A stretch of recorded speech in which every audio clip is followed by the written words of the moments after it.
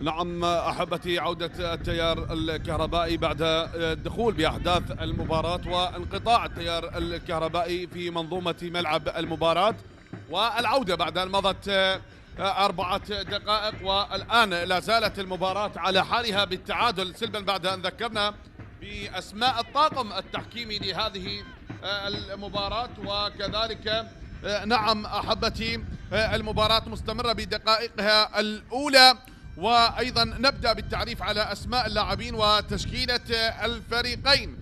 هنا كتيبة نادي القاسم، الفريق الضيف المثقل بالجراحات، كتيبة المدرب حيدر عبودي، بالحراسة علي جاسم، بينما خط الدفاع فراس زامل وسيسكو بايجو، كرار علي محمد سعيد، عبد الله باسم، سيف الدين ظاهر، إيلي سو، أيمن سودا، وكذلك حسين جبار، علاء محيسن. بينما انتقال للتشكيلة الصاحب الأرض نادي نفط ميسان، كتيبة المدرب حسن أحمد، بالحراسة أمجد رحيم، سواليو أوتارا رسول، صباح إبراهيم عبد الكريم، ماثيو، ناثانيل نانجولو، علي لطيف، ديمي داوودة، كريست، ورضا حاشم، ونسيم صيود. هي تشكيلة نفط ميسان لمباراة اليوم. نتابع ونشاهد. نعم أحبتي الكرام، مضت 5 دقائق، والدقائق الخمسة الأولى كانت لأحداث المباراة عند صافرة البداية. كان هناك انقطاع للتيار الكهربائي في منظومة ملعب ميسان الأولمبي، والعودة كما تشاهدون لأجواء المباراة والنتيجة على حالها سلبا. إذن نشاهد ونتابع أحداث مجريات هذا الشوط. وكذلك أيها الأحبة الكرام، نادي نفط ميسان أيضا من الأندية المثقلة بالجراحات بعد سلسلة من النتائج السلبية التي رافقت الفريق، وكذلك نادي القاسم طوال هذه المباريات التي مضت لعب 17 مباراة، وهذه المباراة 18 بعد استقطاب للاعبين المميزين وعدة تعاقدات عند نادي القاسم.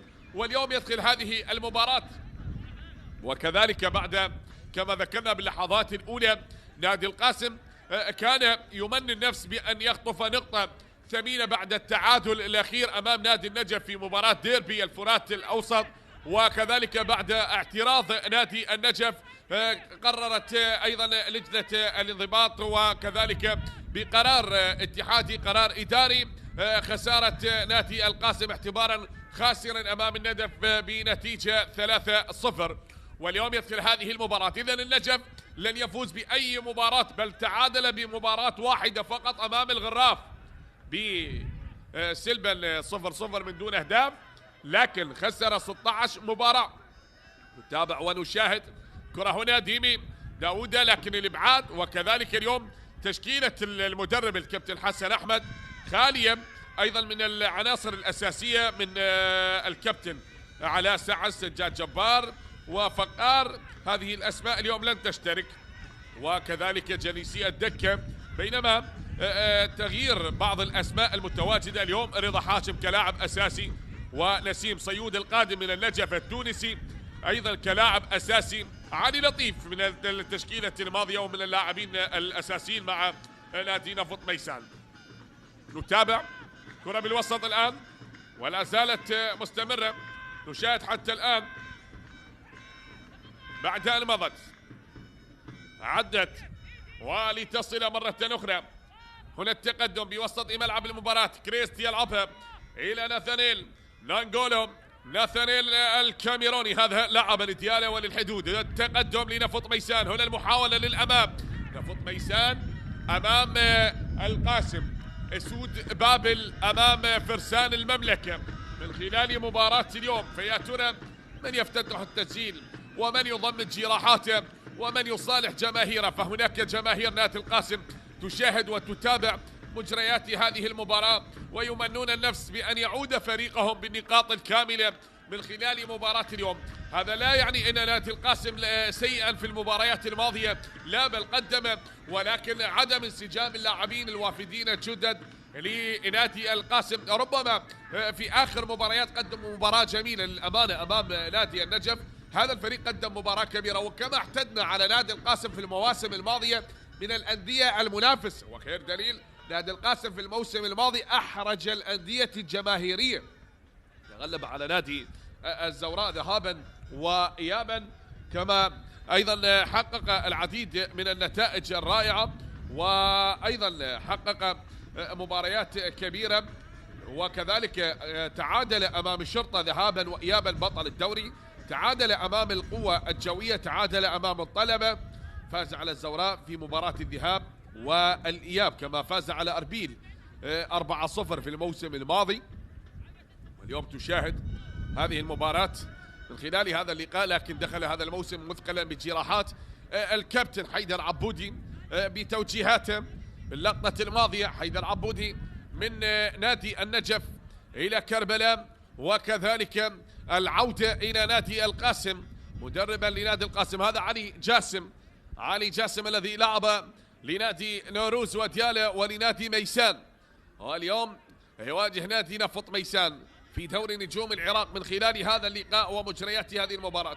بينما بعض الاستقطابات لكتيبة المدرب حسن أحمد والحظ السيء الذي يلاحق نادي نفط ميسان، كما عودنا هذا الفريق النفطي دائما ما يكون حاضرا بشخصيته الرائعة بمبارياته الكبيرة أمام الأندية الكبيرة، ويقدم معطيات كبيرة ومباريات كبيرة، لكن لسوء النتائج وتأخر حتى الجولة 18 فهو لم يفز إلا ب3 مباريات وتعادل ب4، بينما خسر 10 مباريات، لن يجمع إلا 13 نقطة ومباراة واحدة متبقية على نهاية المرحلة الأولى.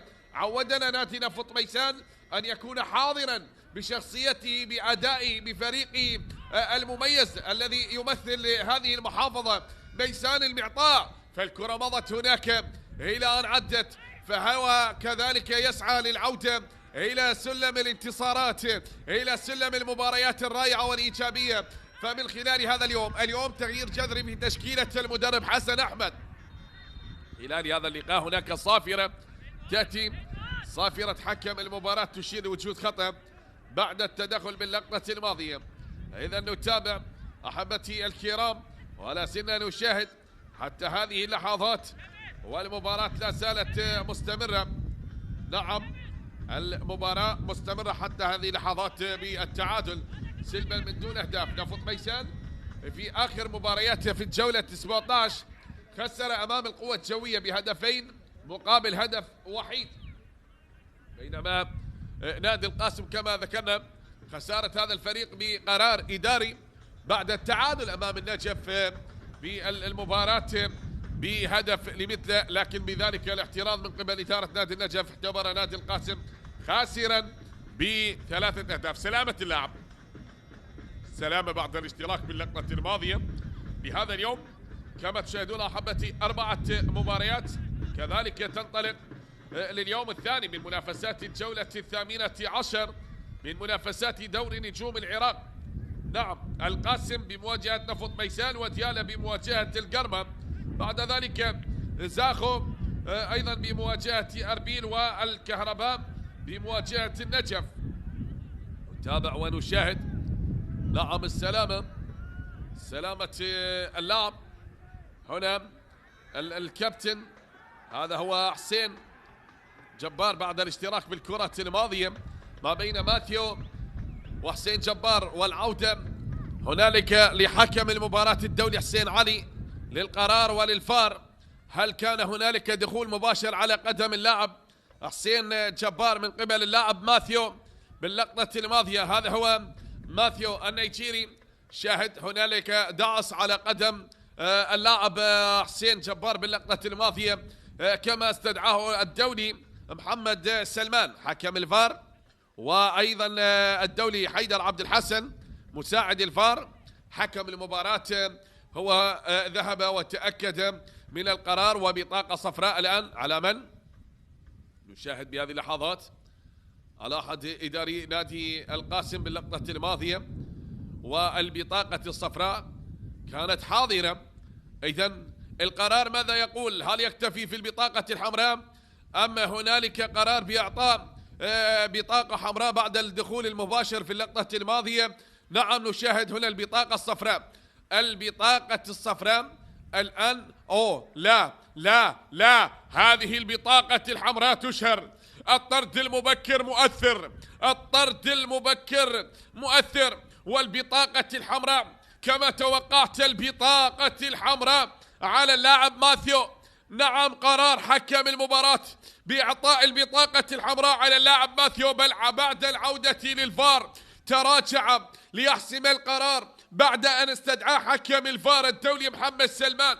قال له تعال يا كابتن علي حسين، تعال وألقي نظرة، تعال وتأكد بنفسك. هنالك احتمالية تدخل مباشر على قدم اللاعب حسين جبار، وهنالك احتمالية هذا الدخول المؤثر بأن يؤدي بالمباراة بأن تشهر البطاقة الحمراء، لا فقط أن لا تكتفي بالبطاقة الصفراء.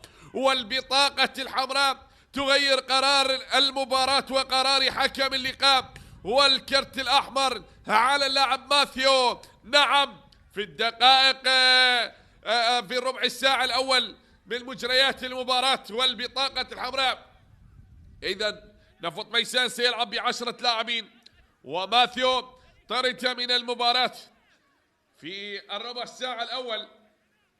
نشاهد ونتابع هل يكمل نفط ميسان مجريات المباراة بالتعادل، أم تكون هي فرصة ذهبية أمام نادي القاسم أن يعود ب3 نقاط، أم ستنقلب الأمور لمصلحة أبناء المملكة من خلال مباراة اليوم. نشاهد ونتابع أحبتي بعد أن مضت. إذا نفط ميسان سيكمل المباريات ب10 لاعبين، بينما نادي القاسم بالعدد الكامل. من خلال مباراة اليوم وصلت الكرة وإلى خارج أرضية ملعب المباراة، ذهبت للخارج وغادرت أرضية الملعب. نتابع أحبتي، مستمر المباراة والتعادل حتى هذه اللحظات مستمر سلبا من دون أهداف. عدت الآن، لا زلنا نتابع بعد أن مضت تلك الكرة التي عادت بوسط الملعب. إليسو تمضي، وهناك بهذا التقدم الكرة الطويلة بنقلة سريعة وللأمام، وصلت إلى أحضان الحارس أمجد رحيم. عند الحارس أمجد رحيم يا أمجد في الكرة الماضية. نتابع، عادت الآن تصل والتقدم. هنالك عند دفاعات نادي القاسم علي معاتيتين، تعود الكرة بوسط الملعب. إليسو حاول من أيمن سودا، أيمن والكرة ملعوبة سريعة بنقلة إلى علاء بحيث يحاول من علاء. بالمناسبة علاء بحيث لعب للفريقين، لعب لنادي نفط ميسان ولنادي القاسم كذلك. هنالك نعم، هنا المحاولة مستمرة. كرار علي ملعوبة لعبد الله باسم، لكن التقدم يأتي والعرضية. محمد سعيد لعب لتوك وزاخو، وأيضا لعب لنفط ميسان. عدت الآن والتقدم لا زال. هذا سيف الدين ظاهر، والكرة إلى خارج أرضية ملعب المباراة.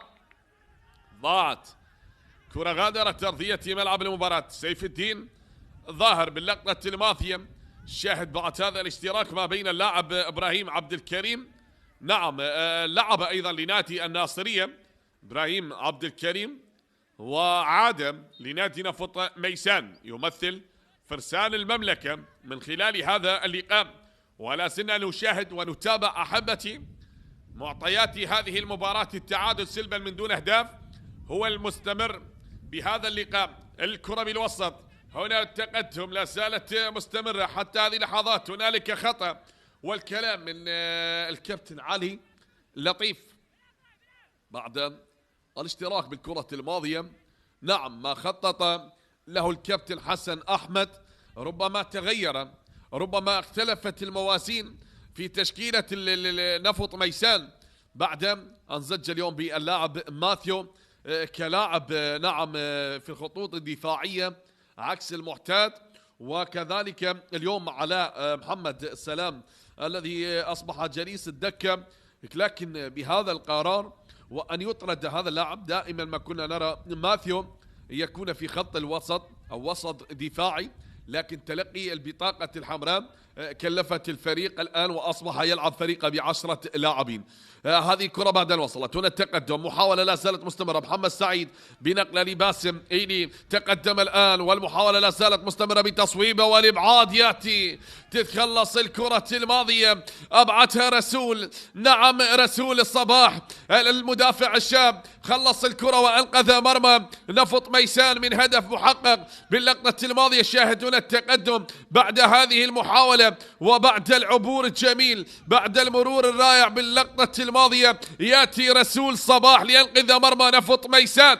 رسول صباح واحد من مواهب نفط ميسان، الكرة بتصويبه. هذا اللاعب الشاب اليوم يشرك كلاعب أساسي في هذه المباراة، هو ترعرع في أكاديمية إبداع ميسان وكذلك لعب لرديف نفط ميسان، واحد من أبناء النادي. اليوم يشرك كلاعب أساسي رسول صباح، لعب في أكاديمية إبداع ميسان المتواجدة هنا بملعب ميسان الأولمبي. ونعم بعض الفئات العمرية من أكاديمية إبداع ميسان جالبي الكرات المتواجدين متعاونين مع إدارة ملعب ميسان الأولمبي باحترافية، فشكرا من صميم القلب لما يقدموه مواهبنا الرياضية هنا في محافظة ميسان. سلامة الحارس أمجد باللقطة الماضية وبعد التدخل بالكرة الماضية.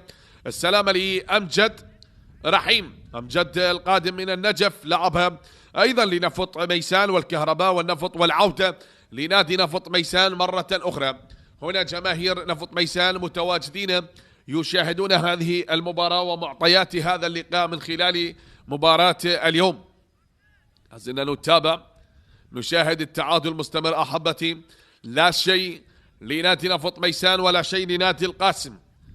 هنا الكرة الثابتة ركنية لمصلحة الضيف اسود بابل التي تريد أن تزأر بملعب ميسان الأولمبي. ملعوبة كرة بالرأس، هنا الارتقاء يأتي الإبعاد، تتخلص علي لطيف، مرة يا علي، تقدم يا علي، دوران لعلي، والكرة الآن هنا بالتقدم، نقلة سريعة مرت لنسيم، مر يا نسيم، لكن وين يا نسيم بعد أن عادت للحارس علي جاسم، من علي جاسم تصل لمحمد سعيد، ولكن وين يا سعيد، انقطعت من بعيد وعادت مجددا لحسين، مر بالكرة حسين جبار، حسين جبار بنقلة من حسين جبار تصل قريبة إلى اللاعب السواليو، من سواليو تارا، ملعوبة يا سواليو تارا بوسط ملعب المباراة.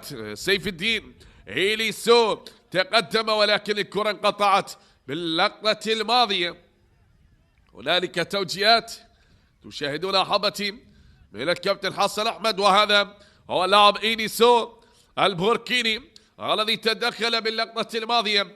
ملعوبة الكرة الآن من إبراهيم عبد الكريم وبنقلة سريعة يا إبراهيم، وصلت بالتقدم، هنا التصويب قوية من التونسي نسيم صيود.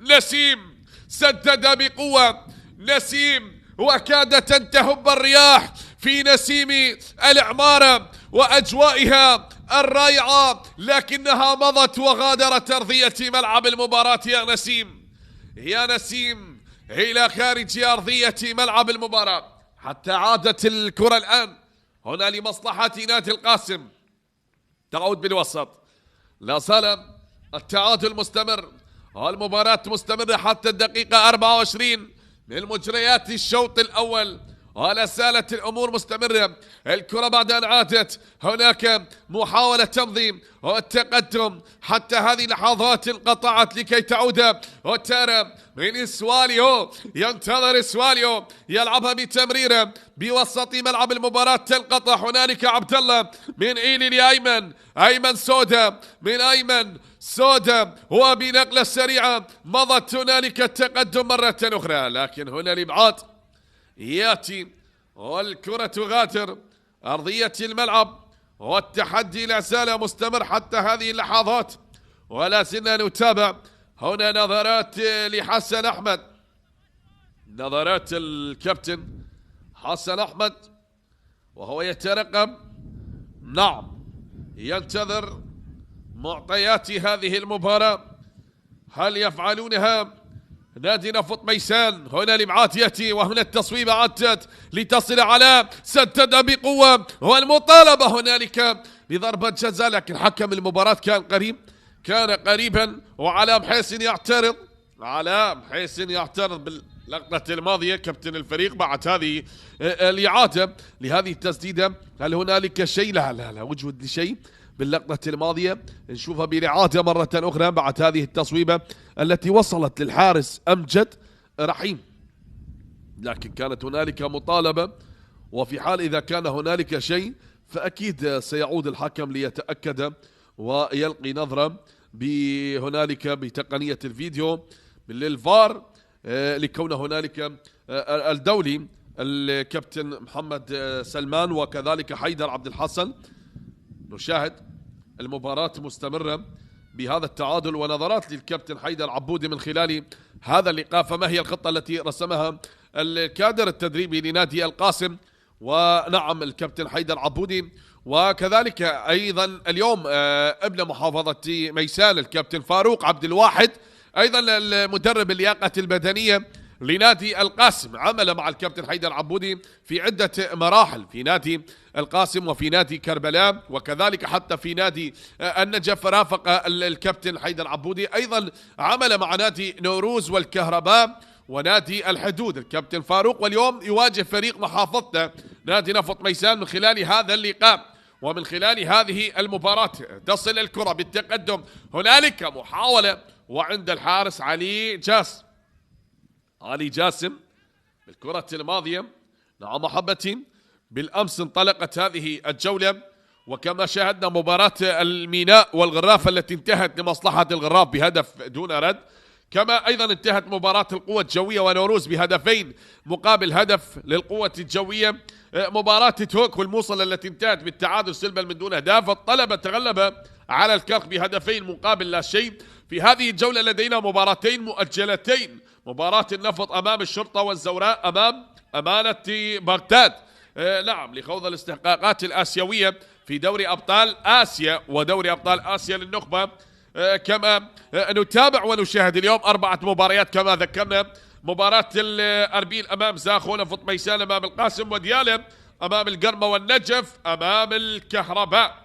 من خلال هذا اليوم لختام الجولة 18 من منافسات دوري نجوم العراق، يبقى في صدارة الترتيب ويعزز صدارة الترتيب بفوزه الأخير نادي القوة الجوية ب40 نقطة، وكما يلي نادي نعم الشرطة ب35 نقطة لدي مباراتين مؤجلتين. نعم القرمة ب34 نقطة في المركز الثالث، الطلبة ب34 نقطة في المركز الرابع، وأربيل كذلك في المركز الخامس، الزوراء في المركز السادس، نعم الكرخ في المركز السابع، زاخو في الثامن، التاسع لنادي توك، ديالة في المركز العاشر، الحادي عشر لنادي الغراف، بينما المركز الثاني عشر لنادي النفط، الثالث عشر لبغداد، والميناء في الرابع عشر نوروز، خامس عشر، السادس عشر للموصل، بينما في المركز السابع عشر نادي نفط ميسان الذي يلعب بأرض اليوم وأمام جماهيره.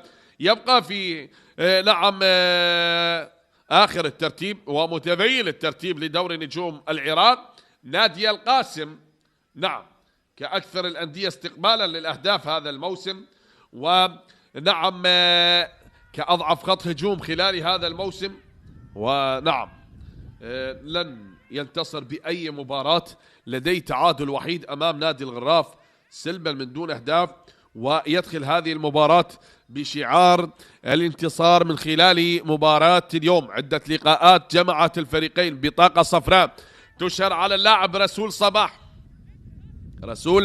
صباح يتلقى البطاقة الصفراء. اللاعب الشاب دعك من الكلام مع حكم المباراة يا رسول بعد الاشتراك بالكرة الماضية، وهذا الدخول كان من اللاعب رسول صباح نعم مع اللاعب عبد الله باسم، أجبر حكم المباراة أن يشهر البطاقة الصفراء على اللاعب رسول صباح. كما ذكرت هذا اللاعب الشاب اليوم يشرك كلاعب أساسي، ذكرت واحد من اللاعب من المواهب نعم من أبناء النادي، لعب هو لرديف نفط ميسان وترعرع في صفوف أكاديمية إبداع ميسان الكروية في محافظة ميسان، واليوم يشرك كلاعب أساسي في تشكيلة المدرب حسن أحمد، لقناعة المدرب حسن أحمد دائما ما يمنح الفرصة للاعبين الشباب. لكن اليوم بعض التغييرات وأنت تلعب بهكذا مباراة، كل مباراة بالنسبة لكل فريق هي مباراة مصيرية.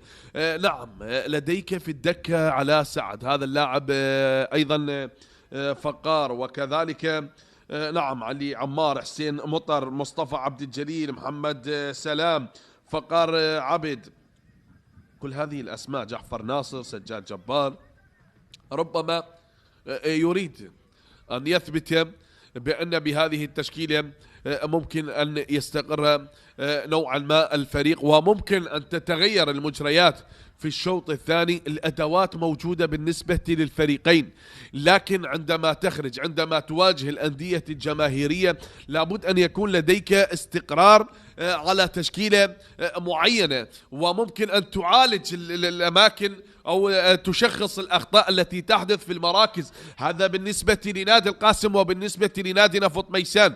نوعا ما نادي القاسم بدأ يتحسن في الجولات الأخيرة، نعم، في مباراة أمام توك وفي مباراة أمام النجف بدأ يتحسن نوعا ما، لكن نادي نفط ميسان وأتحدث نعم عن عدم استقراره في آخر 5 جولات، ولن يفوز ولن يتعادل، بل خسر المباريات 5 خلال آخر 5 جولات لعبها في الدوري. ولا زلنا نتابع ونشاهد حتى هذه اللحظات، مضت الآن والتقدم مستمر حتى هذه اللحظات، ولا زلنا نتابع. هنالك نقلة والكرة تبعد، وبعدت باللقطة الماضية، هذا سيسكو بايجو أبعد الكرة الماضية، بايجو باللقطة الماضية تدخل، وهنا كرة تتخلص تعود من اللاعب أوتارا من سواليو، أوتارا باللقطة الماضية. نشاهد نتابع، نعم، آخر انتصار كان لنفط ميسان على نادي النجف ب4 أهداف مقابل 2 هدف، ولا زلنا نتابع، لا زلنا نشاهد. نعم، هذا كان في الجولة 12، نعم، فنفط ميسان منذ الجولة 12 حتى الجولة 18 وهو لن ينتصر ولن يتعادل. انتصار، أما جر من بعده سلسلة من الهزائم، خسر نعم أمام زاخو 2-0، ومن ثم عفوا بعد انتصاره الأخير كان أمام نادي النفط 2-1، وبعدها خسر من نادي نعم زاخو بعد انتصاره أمام النجف 4-2، خسر مباشرة أمام زاخو 2-0، ومن ثم تغلب على النفط 2-1. بعد ذلك خسر من الشرطة 2-1، ومن ثم خسر هنا بأرض أمام الكهرباء ب2 دون رد، وخسر في آخر مباراة أمام القوة الجوية 2-1. لكن هنا الكرة الثابتة، وهو الآن لا زال يعاني من النقص العددي، يلعب ب10 لاعبين فراس، والكرة إلى خارج أرضية ملعب المباراة. هل يثبت لجماهير اليوم وأن يحقق ما تريده الجماهير، أن تكون 3 نقاط ميسانية، أم ستكون النقاط هنا لنادي القاسم ويحقق أول انتصاراته خارج الديار وبملعب ميسان الأولمبي؟ ففي آخر لقاء جمع الفريقين نادي القاسم ونادي نفط ميسان كان هنا بهذا الملعب، بملعب ميسان الأولمبي، ويومها فاز نادي القاسم ب1 دون رد في الموسم الماضي في مباراة الإياب، وكذلك يومها سجل الهدف الوحيد لنادي القاسم اللاعب سيف رشيد في آخر مواجهة جماعة الفريقين هنا بهذا الملعب.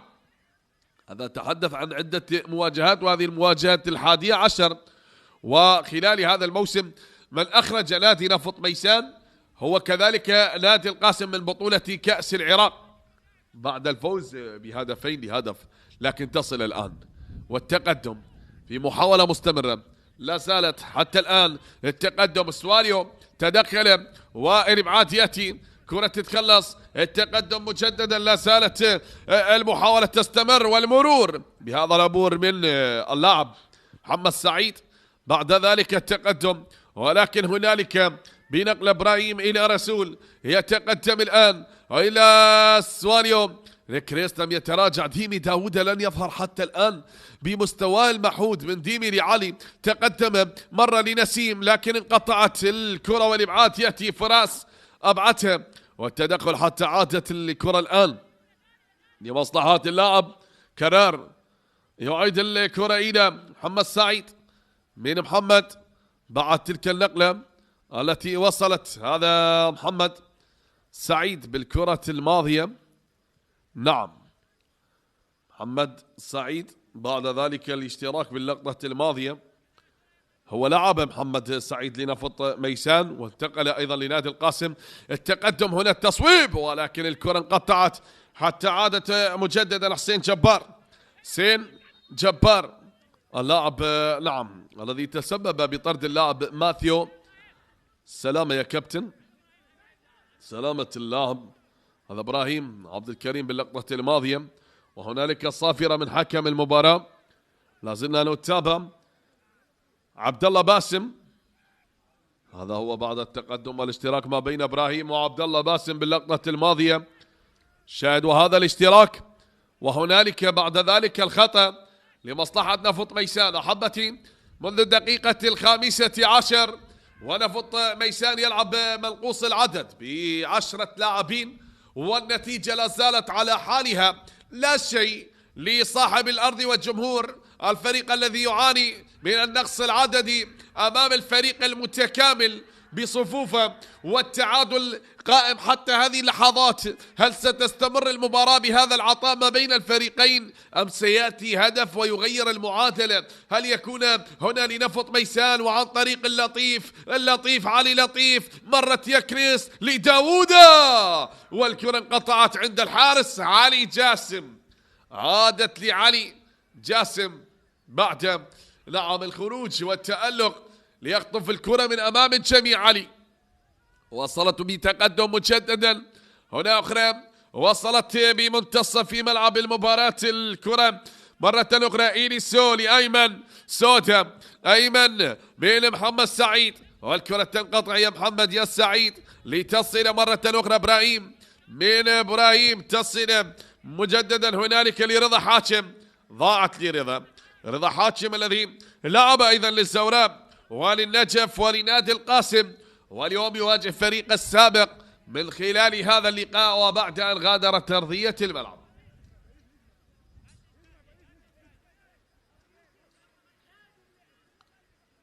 هذا إبراهيم وهذا رضا حاتم وإبراهيم على التنفيذ للكرة الجانبية. تشاهد وصلت الكرة بمنتصف ملعب المباراة. عادت الآن التقدم افتكاك للكرة. هنالك حسين جبار.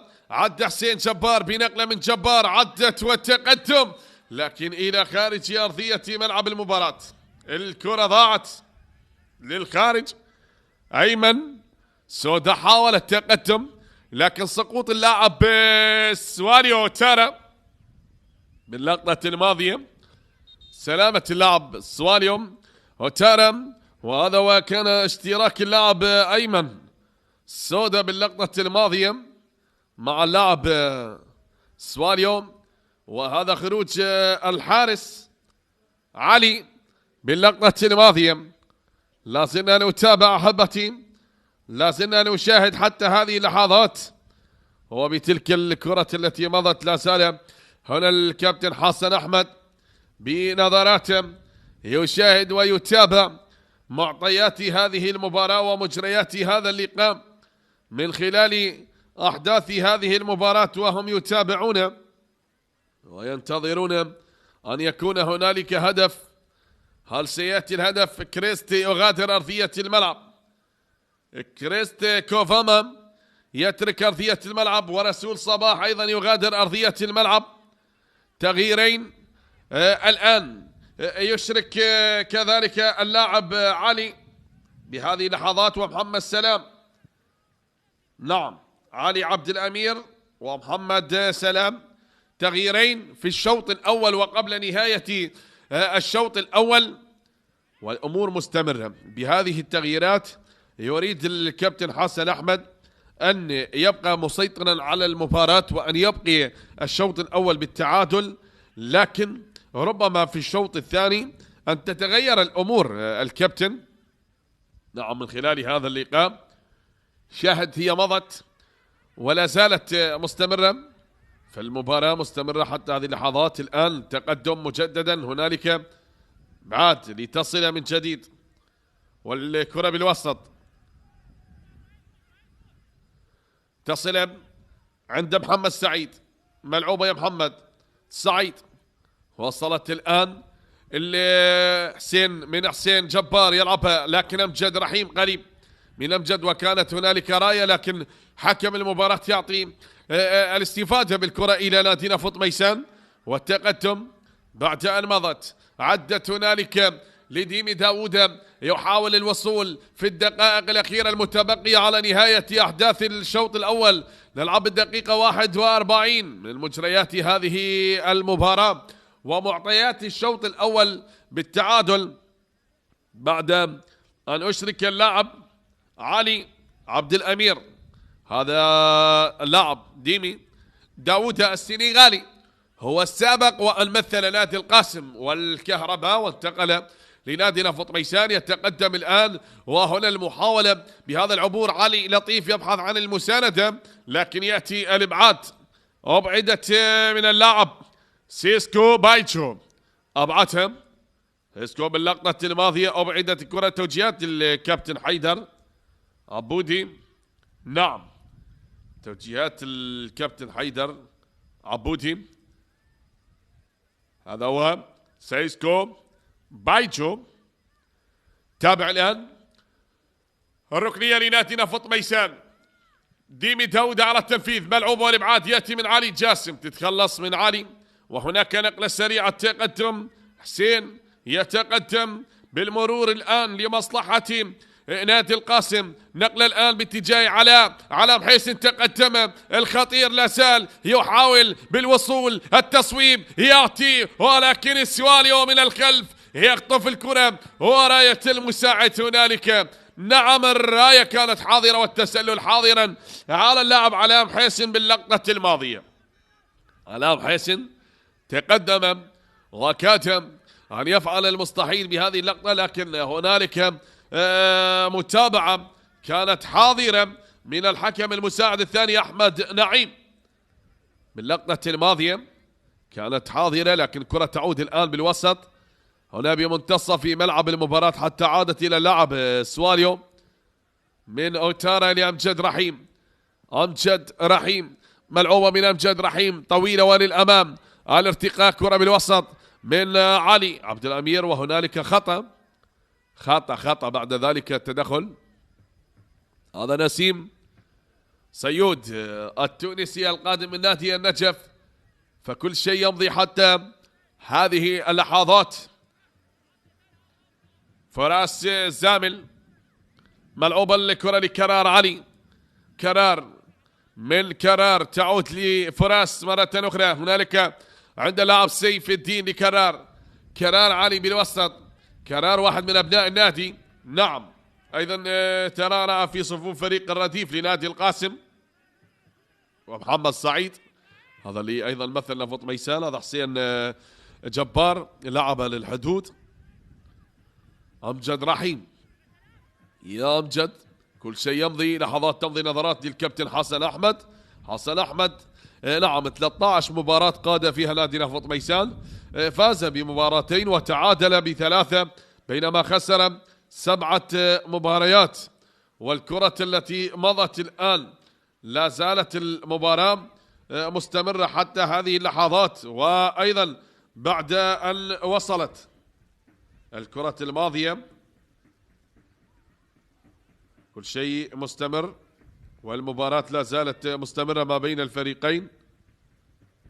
تعود الكرة بالوسط، هنالك بنقلة سريعة وصلت مجددا أخرى عند الحارس علي جاسم، من علي جاسم لكي تصل لمحمد سعيد، من علي لمحمد سعيد، وهنا التدخل يأتي فراس، لكنها وصلت عند اللاعب أيمن سودا بالوسط عند ديمي داود، مرت لعلي لطيف ولكن انقطعت من رضا حاتم يحاول التقدم من رضا حاتم من الجهة اليمنى، يشغل الدفاعات ويعود بالكرة لعلي لطيف، لف ودار بهذه الكرة لأصحاب الدار، تصل مرة أخرى نسيم، عاد بالكرة لعلي، نقلة سريعة نسيم، تقدم يا نسيم إلى خارج أرضية الملعب. يا نسيم تغادر أرضية ملعب المباراة، نعم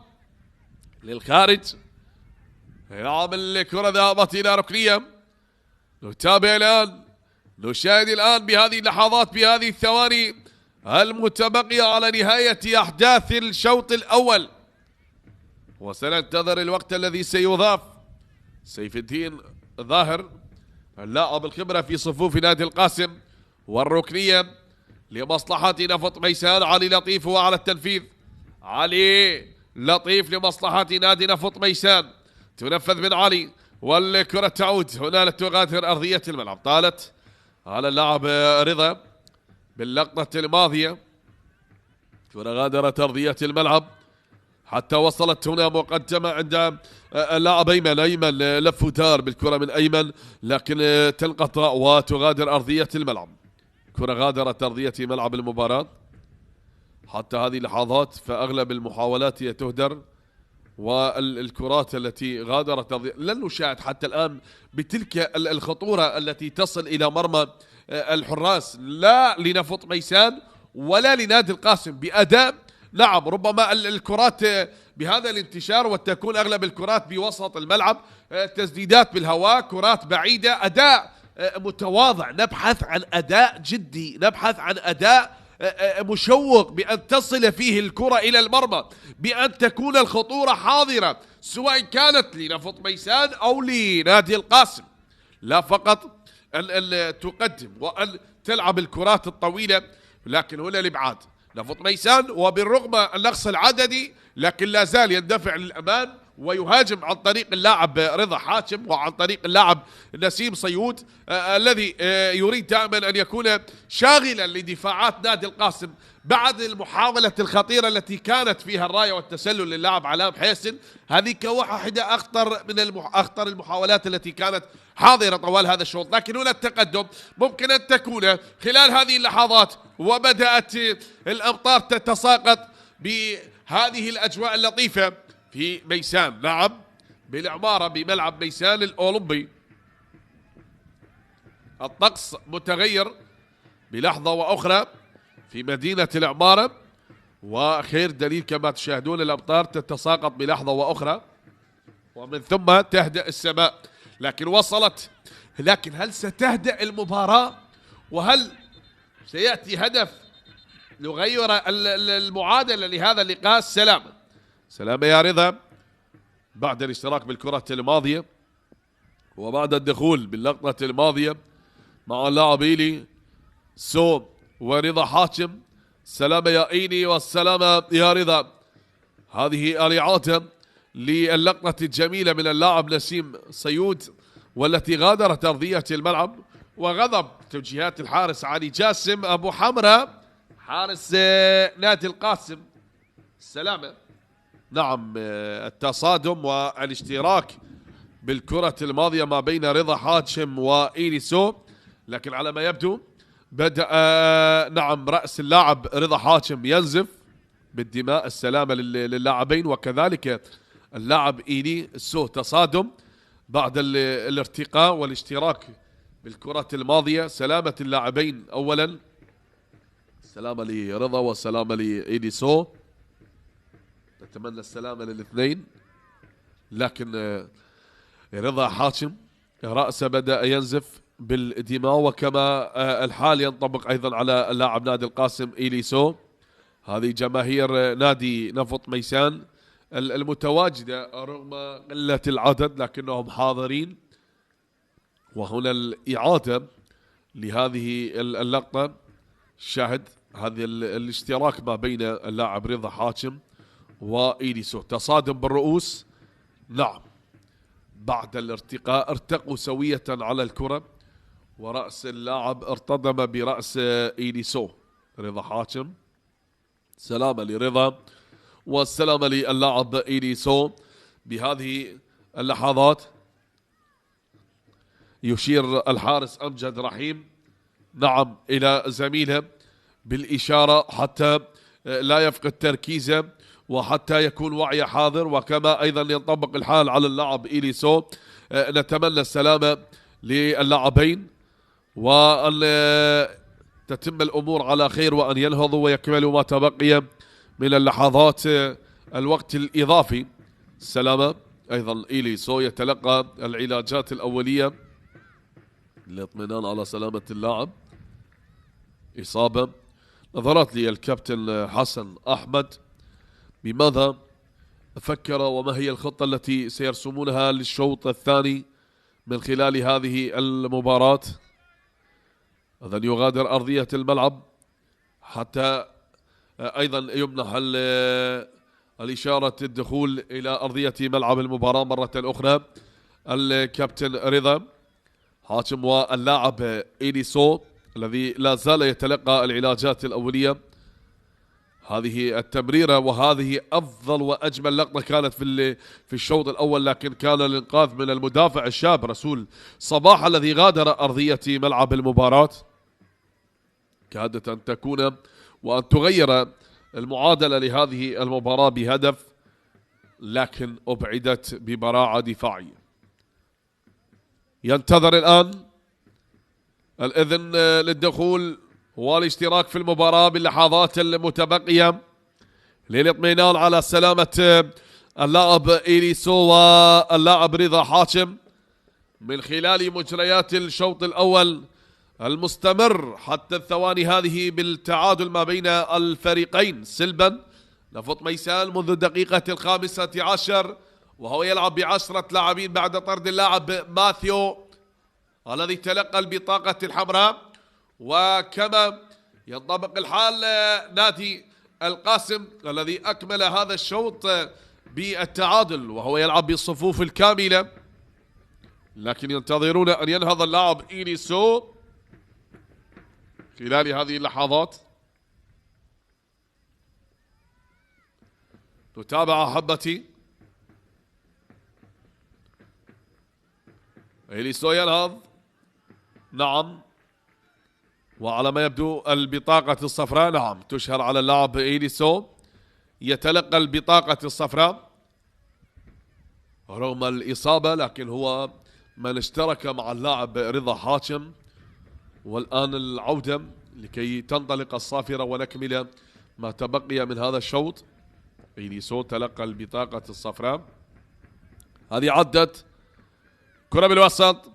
هنا الإبعاد يأتي والتقدم تصبح هنالك عند اللاعب نسيم يحاول علي لطيف نقله باتجاه اللاعب ديمي داوود، لكن على ما يبدو هنالك لمسة يد نعم باللقطة الماضية تأتي صافرة حكم المباراة، لكنها عدت والكرة التي وصلت لا زالت مستمرة بهذا المرور بهذا العبور. عادت بالوسط والتقدم لتصبح عند اللاعب عبد الله وتكون هنالك قريبة من سيف الدين.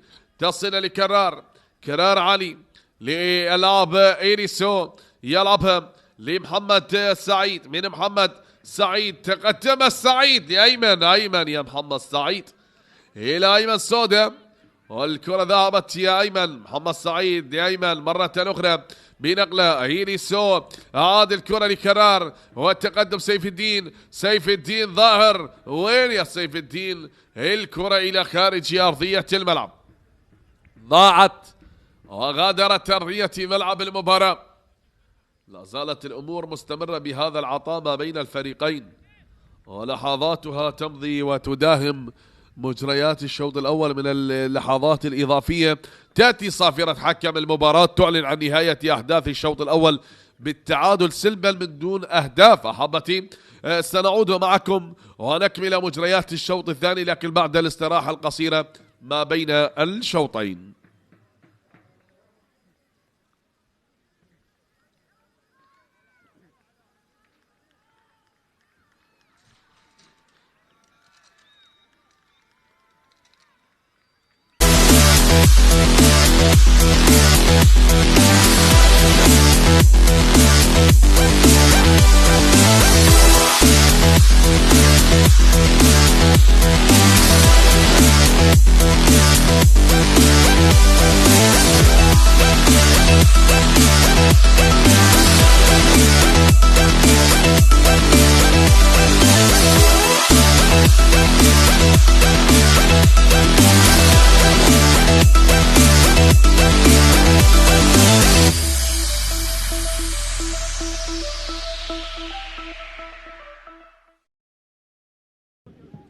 ركنية الآن.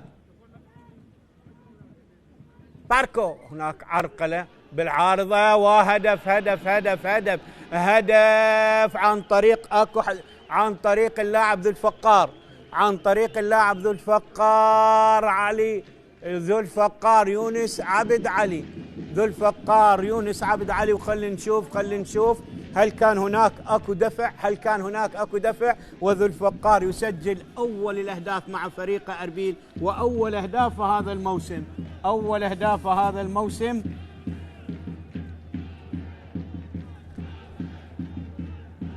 بالدقيقة 59 من عمر المباراة. شوف بالإعادة، شوف شوف شوف شوف شوف شوف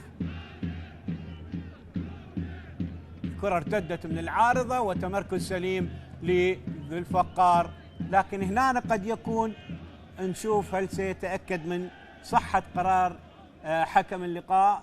محاولة من اللاعب هنريك فرناندو الحسن نعيم، خطر الله، جول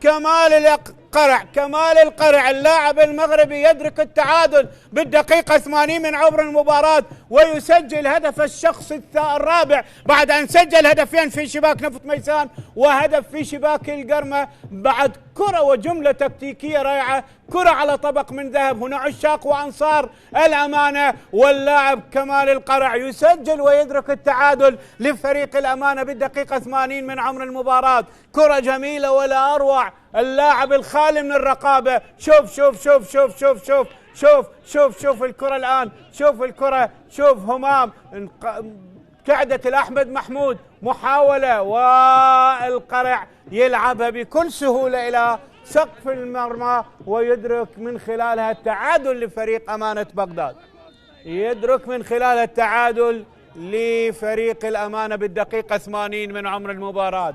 1-1 الآن. درب ديالا والتوجيهات، انطلاق الآن أوليفيرا،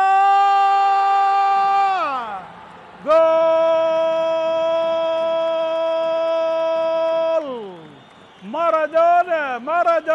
مارادونا كلاوديا أوليفيرا. لاحظ التمريرة الرائعة، روى لأوليفيرا بهدف أول، حلوة قوية وعلى الزاوية البعيدة، وأول لنادي نوروز عن طريق كلاوديو أوليفيرا. سجل نوروز هدف أول، فرح ليايات. انطلاق الآن إبراهيم عدل جول للديالة عن طريق تانديا لمدينة البرتقال بهدف في غاية الجمال. راح تانديا بثالث مباراة يسجل تانديا ثالث أهدافه مع ديالة. سجل على الطلبة وسجل على الغراف، ويسجل الآن على ديالة بثالث مباراة بثالث هدف لهذا اللاعب. يقدم أوراق اعتماده بشكل رائع مع ديالة. إبراهيم تانديا مع الحايك، أوليفيرا عالية، الله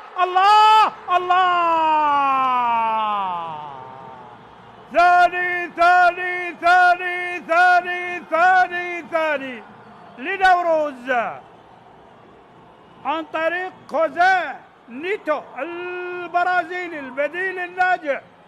ثاني لنوروز من برازيلي لنيجيري لبرازيلي. نيتو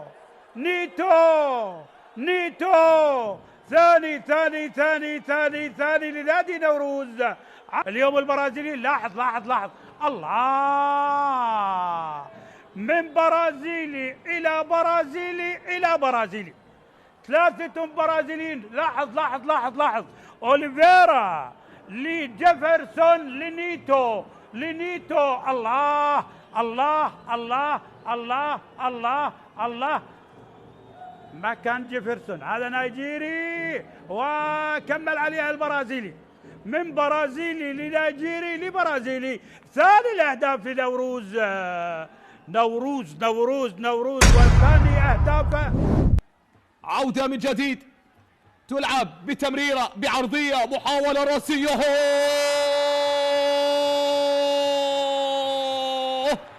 البرازيلي يدون أول أهداف البرازيلي تياغو، وأول أهداف في المباراة. نعم، إنهم قادمون من أجل القمة، من أجل اعتلاء هرم الترتيب. ومن هناك يسجل الهدف الأول فريق نادي القرمة برأسية مخادعة لجعفر شليشن. نعم، مغالطة ومخادعة لدفاعات فريق نادي الكرخ. هدف أول يسجل في هذه اللحظات عن طريق البرازيلي تياغو في خامس ظهور، في خامس مباراة للبرازيلي. نعم، ليونسو تياغو بكرة وعرضية ورأسية من هناك تخدع الجميع وتسجل أول الأهداف لفريق نادي الكرخ. نعم، 1-0 بهدف رائع وبرأسية ذكية تخدع أكبر الحراس. نعم، وتخدع أيضا أكبر المدافعين والدفاعات. في ضربة ركنية هي السادسة للكرخ، يبحث من هنا خطيرة راسية، من هنا جول وهدف التعادل. من هناك ننتظر مشاهدينا الكرام والمتابعين في لحظات مثيرة جدا. حتى الآن لم ينتصر القرمة ولم يخسر فريق نادي الكرخ. كرة ومتابعة وتصويبة. محاولة خطيرة الآن، ممكن المواس قد تكون الفرصة الأخيرة فيها هدف، هدف أول للشرطة اليونان العتيبة. الله. أعتقد أيضا راية على اليونان العتيبة. هل يحتسب الهدف؟ اليونان العتيبة يسجل في هذه اللحظات اليونان العتيبة. وأيضا الهدف يسجل الآن لفريق نادي الشرطة في الدقيقة الرابعة من الوقت المحتسب بدل ضاع. هو أضاف 4 دقائق، والشرطة في الدقيقة الرابعة لم يترك الشوط الأول ينتهي بالتعادل. يأتي آتيبا ويسجل 8 أهدافه مع الشرطة خلال هذا الموسم. لاحظ الإعادة الله على التمريرة، غير متسلل هذه المرة. آتيبا يسجل هدف شرعي لفريق الشرطة. واحد القيثارة لا شيء الغزلان ينهي الشوط الأول الشرطة بهدف اليونان العتيبة بتمريرة سحرية عن طريق اللاعب محمود المواس، اللي لعبها بحرفنة لقدم اللاعب اليونان العتيبة اللي مر من الحارس وسدد بكرة هوا في المرمى ليعلن فريق الشرطة عن افتتاح التسجيل من خلال الشوط الأول. إذن هدف للشرطة مقابل لا شيء للنجف أمام فرحة المدرب مؤمن سليمان. الأخطاء المحتسبة 4 للنجف، 2 لفريق الشرطة. ركلة حرة علي داخل منطقة الجزاء خطيرة. التعادل جول للنجف. هدف للنجف عن طريق سجاد رعد، يسجل لفريق النجف هدف التعادل في الدقيقة 70 سجاد رعد يسجل هدف التعادل في مرمى الشرطة ليعيد فريق النجف إلى الواجهة في هذه اللحظات بدخوله إلى المباراة. البديل يشعل الفتيل في هذا اللقاء ويسجل هدف التعادل بعد دخوله للمباراة. يسجل سجاد رعد هدف التعادل لفريق النجف. إذن النجف الآن يتعادل أمام الشرطة في هذه اللقطة، في هذه المحاولة، بعدما مرر علي فاز داخل منطقة الجزاء، وتحضير كان جميل من اللاعب سجاد رعد اللي أخذ الكرة بهذه الطريقة وسجل هدف التعادل لفريق النجف. هنا الإعادة حاول معها حارس المرمى أحمد باسل، لكن مرت على أحمد باسل ليدرك فريق النجف هدف التعادل في مرمى الشرطة. مباراة ماراثونية ما بين لاعبي النجف والشرطة، ومحاولة المواس داخل منطقة الجزاء، ممكن ثاني من جديد.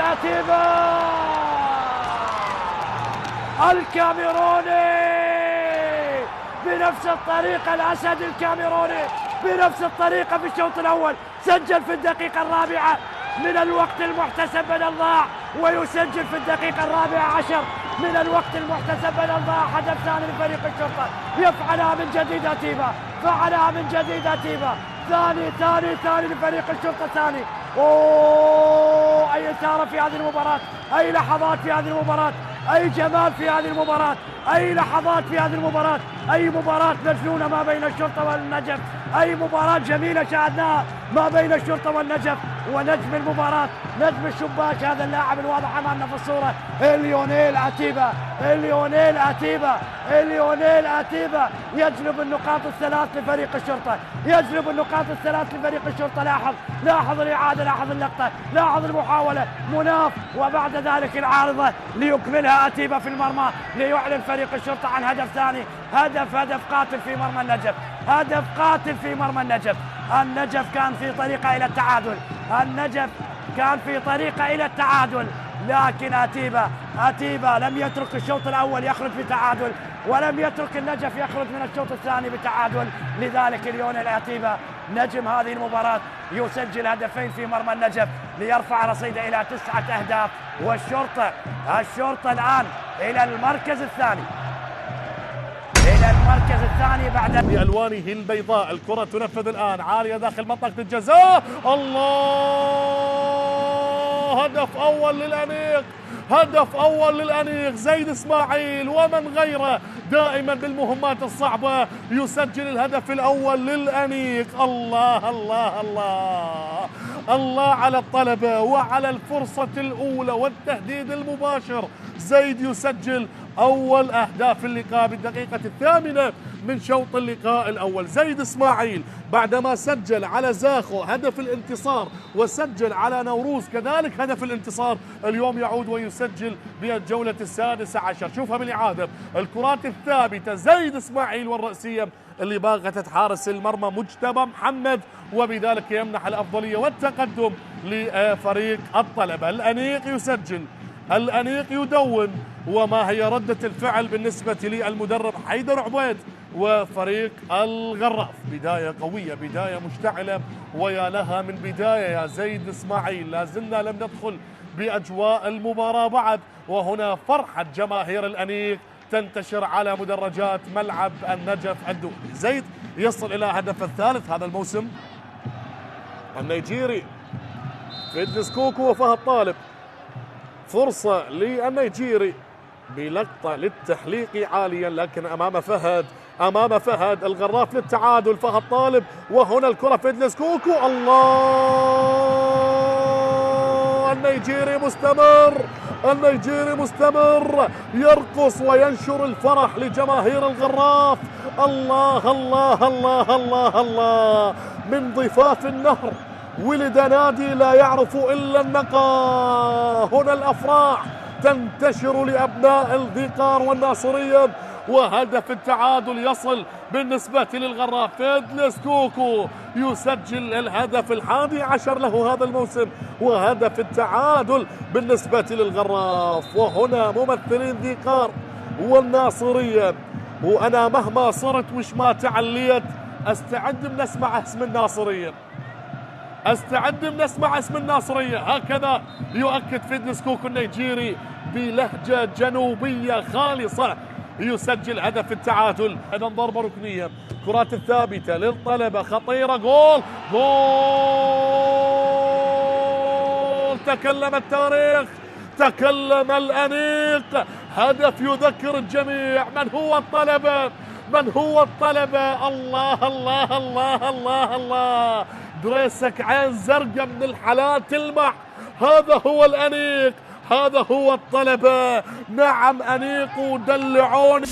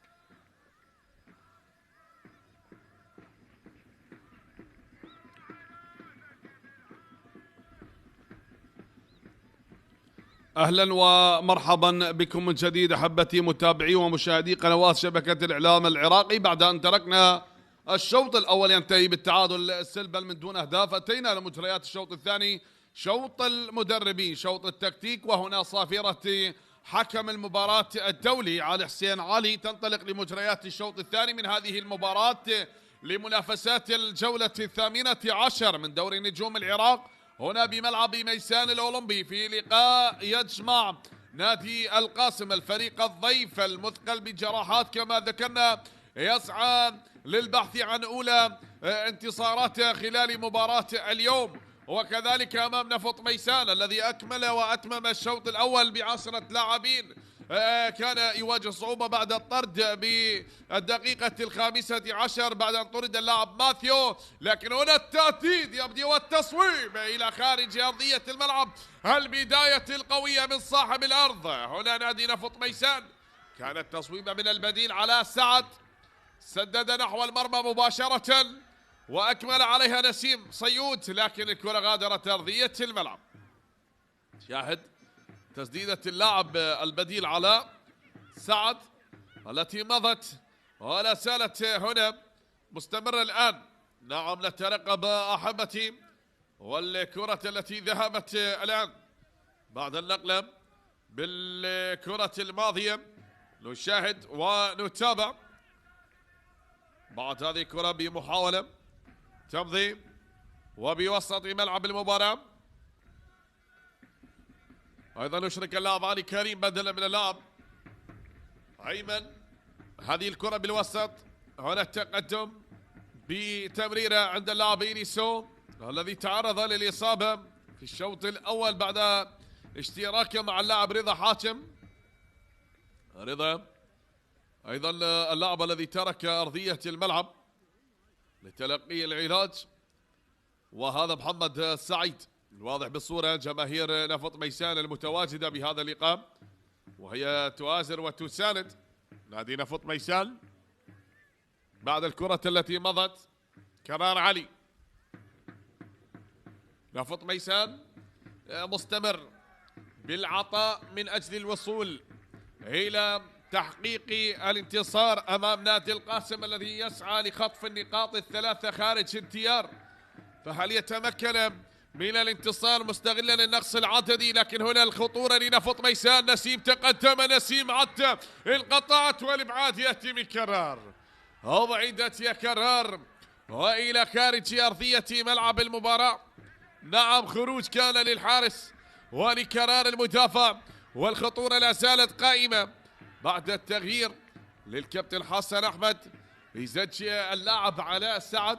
نوعا ما تغيرت الأمور لنفط ميسان وبدأت الهجمات باسترسال سريع عقب اللاعب علي لطيف، وكذلك مهارة اللاعب علاء سعد بالتقدم، لكن الكرة تصل الآن وتنقطع هنا المحاولة. سواليو وتارا عادت انقطعت من سواليو وبوسط ملعب المباراة. محمد سعيد يتقدم يا سعيد، عدى سعيد بالوسط يا محمد سعيد، ومحاولة مستمرة يحاول التقدم من محمد سعيد. لا زالت هنالك كذلك في مباراة أربيل وزاخو التعادل لا زال مستمر ما بين الفريقين، بينما هنا في مباراة القاسم الضيف ونفط ميسان صاحب الأرض التعادل كذلك مستمر ما بين الفريقين. بعد هذه المباراة ستنطلق مباراة ديالى والقرمة، وبنفس التوقيت النجف والكهرباء. وصلت الآن نسيم صيود، يحاول من نسيم والكرة تنقطع عند اللاعب سيسكو بايجو، من سيسكو بايجو ابعاد. كرة تتخلص الآن بوسط ملعب المباراة على سعد، التقدم العلاء، هل يمر الكرة باتجاه اللاعب علي لطيف. علي لطيف بتمريرة لطيفة من علي لطيف، ويحاول التقدم لنفط ميسان الذي يلعب ب10 لاعبين ويريد أن يتمم هذه المهمة الصعبة أمام فريق بكامل العدد، وأن تنهي الشوط الأول متعادلا وأن تخطر في الشوط الثاني. نعم فالأمور كما تشاهدون أحيانا ربما سوء الحظ الذي لن يرافق الفريق. نفط ميسان عند لاعبين مميزين كما يجري الحال في صفوف نادي القاسم.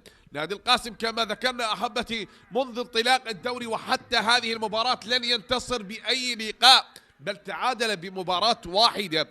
ونفط ميسان الذي يعاني في آخر 5 جولات ويسعى لإسعاد جماهيره اليوم بأرضه ويريد تحقيق النقاط ال3، لكن من خلال هذه المباراة هل نعم يتمكن من الانتصار وخطف النقاط ال3؟ نتابع نشاهد بعد أن مضت الكرة بمنتصف في ملعب المباراة. صافرة وخط هذا علام حسن، علام حسن. نتابع ونشاهد الكرة طويلة، عادت هنا الابعاد يأتي من سواريو اوتارو، سواريو اوتارو بوسط ملعب المباراة. نسيم بعد العودة للخلف، هذه لعلي لطيف على سعد، تقدم على سعد، هل سيجلب السعد هنا نفط ميسان؟ لكن طالت الكرة وإلى خارج أرضية الميدان. الكرة طالت وبعد الاشتراك من اللاعب كرار تدخل مع علاء سعد، كرار علي اللقطة الماضية، وبعد المحاولة بذلك الدخول كان من اللاعب كرار، والكرة التي غادرت أرضية الملعب عادت الآن للحارس علي جاسم. نظرات وتوجيه لحكم المباراة الكلام مع الدولي علي حسين علي، دكتوراه تربية رياضية من النجف.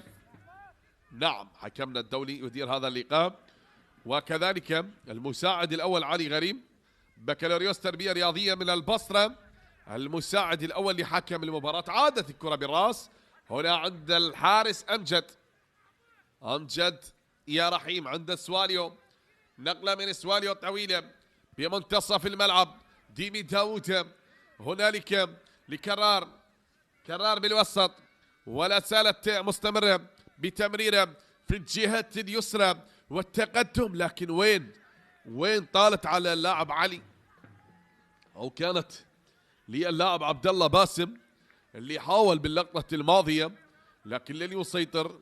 بعد ذلك الانتشار، تعود نسيم، عادل كرة تمريرة عند اللاعب علاء، دوران من علاء سعد، وصلت لعلي، نقلة بوسط ملعب المباراة لمحمد سلام، محمد انقطعت من محمد وعادت إلى الحارس أمجد رحيم، من أمجد بنقلة طويلة، إليسو بالوسط، تعود إليسو يريد الكرة عند اللاعب بايجو، سيسكو بايجو، نقلة من بايجو وللأمام تلعب من تيمي داود لكرار، انتشار بهذه الطريقة. بايجو مرة أخرى، سيسكو بايجو، وصلت من بايجو إلى اللاعب فراس زامل من فراس، وباللقطة الماضية هنالك بالوسط سيف الدين، لكن انتشار بهذه الطريقة من أجل الوصول والتقدم بهذه المباراة.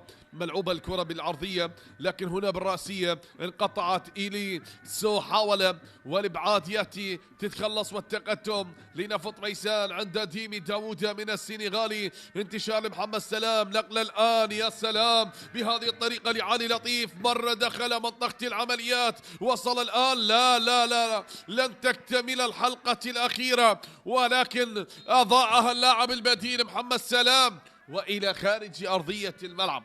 طالت بجملة تكتيكية رائعة، وصلت إلى منطقة العمليات بعد هذا المرور الجميل من علي لطيف، أعطى كرة بشكل لطيف إلى اللاعب محمد سلام، ولكن محمد سلام أهدر هذه الكرة وغادرت أرضية الملعب. سيف الدين سيغادر أرضية الملعب، وكذلك فراس الزامل أيضا يغادر أرضية ملعب المباراة. بهذه اللحظات يشرك اللاعب أمير حسين، وتابع وتعود على ما يبدو ذو الفقار سيف حاتم، وصلت بالتقدم. هنا المحاولة تأتي العرضية، خروج للحارس أمجد رحيم من أمجد وبنقلة طويلة للأمام، الارتقاء هنا تصل مرة أخرى عند كرار إليسو، من إليسو وصلت، وهنا تمريرة تأتي لمرتضى يحاول أن يتقدم، أن يعدي بالكرة الماضية، ولكن تخلصت تلك المحاولة حتى عادت مجددا أخرى. هذا الانتشار لتصل بالتقدم وهنا الوصول، هنا العبور، حاول من فراس تأتي نقلة كرة بالارتقاء بالراس. حسين جبار عدت بتصويبة لكنها قوية، لا زالت الخطورة مستمرة عند سواليو، وتارا انقطعت من سواليو. تارا بعد أن مضت تلك الكرة وعدت إلى الآن بالتقدم تصل إلى خارج أرضية ملعب المباراة. كرة غادرت أرضية الملعب. هذا عبد الله باسم باللقطة الماضية كان حاضرا، وحسين جبار شاهد ما يدور حتى هذه اللحظات على ما يبدو. عبود سيشترك الآن، فقار عبد نعم بدلا من اللاعب نسيم، فقار عبد دويتش بدلا من اللاعب نسيم صيود. إذن يشترك الآن فقار كلاعب بديل، ونسيم الذي يغادر أرضية ملعب المباراة. فقار يدخل كلاعب بديل. هل تتغير الأمور لنفط ميسان بعد أن بدأت تغييرات المدرب حيدر عبودي وتغييرات المدرب حسن أحمد من خلال هذا اللقاء؟ لكنها وصلت. هنا الكرة بوسط ملعب المباراة، انتشار، ابتعاد برأسية، وانقطعت. سواليو حكم المباراة يطلب استمرارية اللعب عند اللاعب علاء. مضت ولا زالت الكرة هنا عند ديمي داوود بوسط ملعب المباراة لعلاء، يلعبها علاء باتجاه محمد سلام. هل تصل إلى اللاعب فقار؟ والكرة عدت بالتقدم. خروج للحارس علي جاسم. علي جاسم بهذا الخروج لنادي القاسم. علي جاسم الحاسم بهذا الخروج يتألق وينقذ مرمى فريقه بعد هذه التمريرة كانت من اللاعب محمد سلام باللقطة الماضية، لكنها أبعدت ببراعة وخروج كان للحارس. شاهد هذه أيضا الإعادة للقطة الماضية للاعب الذي غادر أرضية ملعب المباراة نسيم صيود، والتسديدة القوية نعم التي كانت عند دخول اللاعب علاء سعد. بدأ بأولى لحظات الشوط الثاني بتسديدة قوية على مرمى الحارس علي جاسم. علي جاسم حتى الآن تألق ب4 كرات كانت من الكرات الخطيرة التي هددت مرمى نادي القاسم. وتصل المحاولة الآن، هنا الكرة بالوسط بنقلة سريعة لا زالت حتى هذه اللحظات، والكرة إلى خارج أرضية ملعب المباراة. التعادل مستمر ما بين الفريقين، لا شيء لنادي نفط ميسان ولا شيء لنادي القاسم. الفريق الضيف يسعى للوصول من أجل التقدم وخطف النقاط الثلاثة، بينما نعم نادي نفط ميسان بأرضه ويسعى لمصالحة جماهيره من خلال مباراة اليوم. بالرغم الفريق لا زال يلعب ب10 لاعبين بعد الطرد الذي تعرض إليه في الشوط الأول.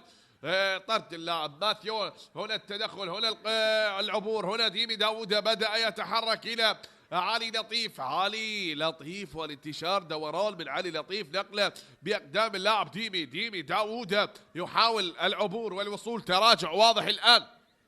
هذه الكرة لمحمد سلام، تقدم مرة سلام، عدى يا سلام، ولكن هناك من يقف في الأمام ويقول تراجع يا محمد سلام. فأمامك دفاعات نادي القاسم، والكرة أبعدت إلى خارج أرضية الملعب. انقطعت من محمد سلام والكرة غادرت أرضية الملعب حتى عادت مرة أخرى. نقلة عند اللاعب فقار، تأتي العرضية ومحمد سعيد بالراس خلصها هيريسو. وهناك راية من المساعد لحكم المباراة، راية المساعد أحمد نعيم الحكم المساعد الثاني لحكم المباراة. يشاهد نعم حكم دولي يدير أحداث هذه المباراة، وهنالك بغرفة الفار الدوليين محمد سلمان وحيدر عبد الحسن. لكن بعد أن عادت الكرة بمنتصف الملعب، شاهد الكرة تعود كبار، انتشار إليسو يلعبها من إليسو علي كريم، تعود عند اللاعب بايجو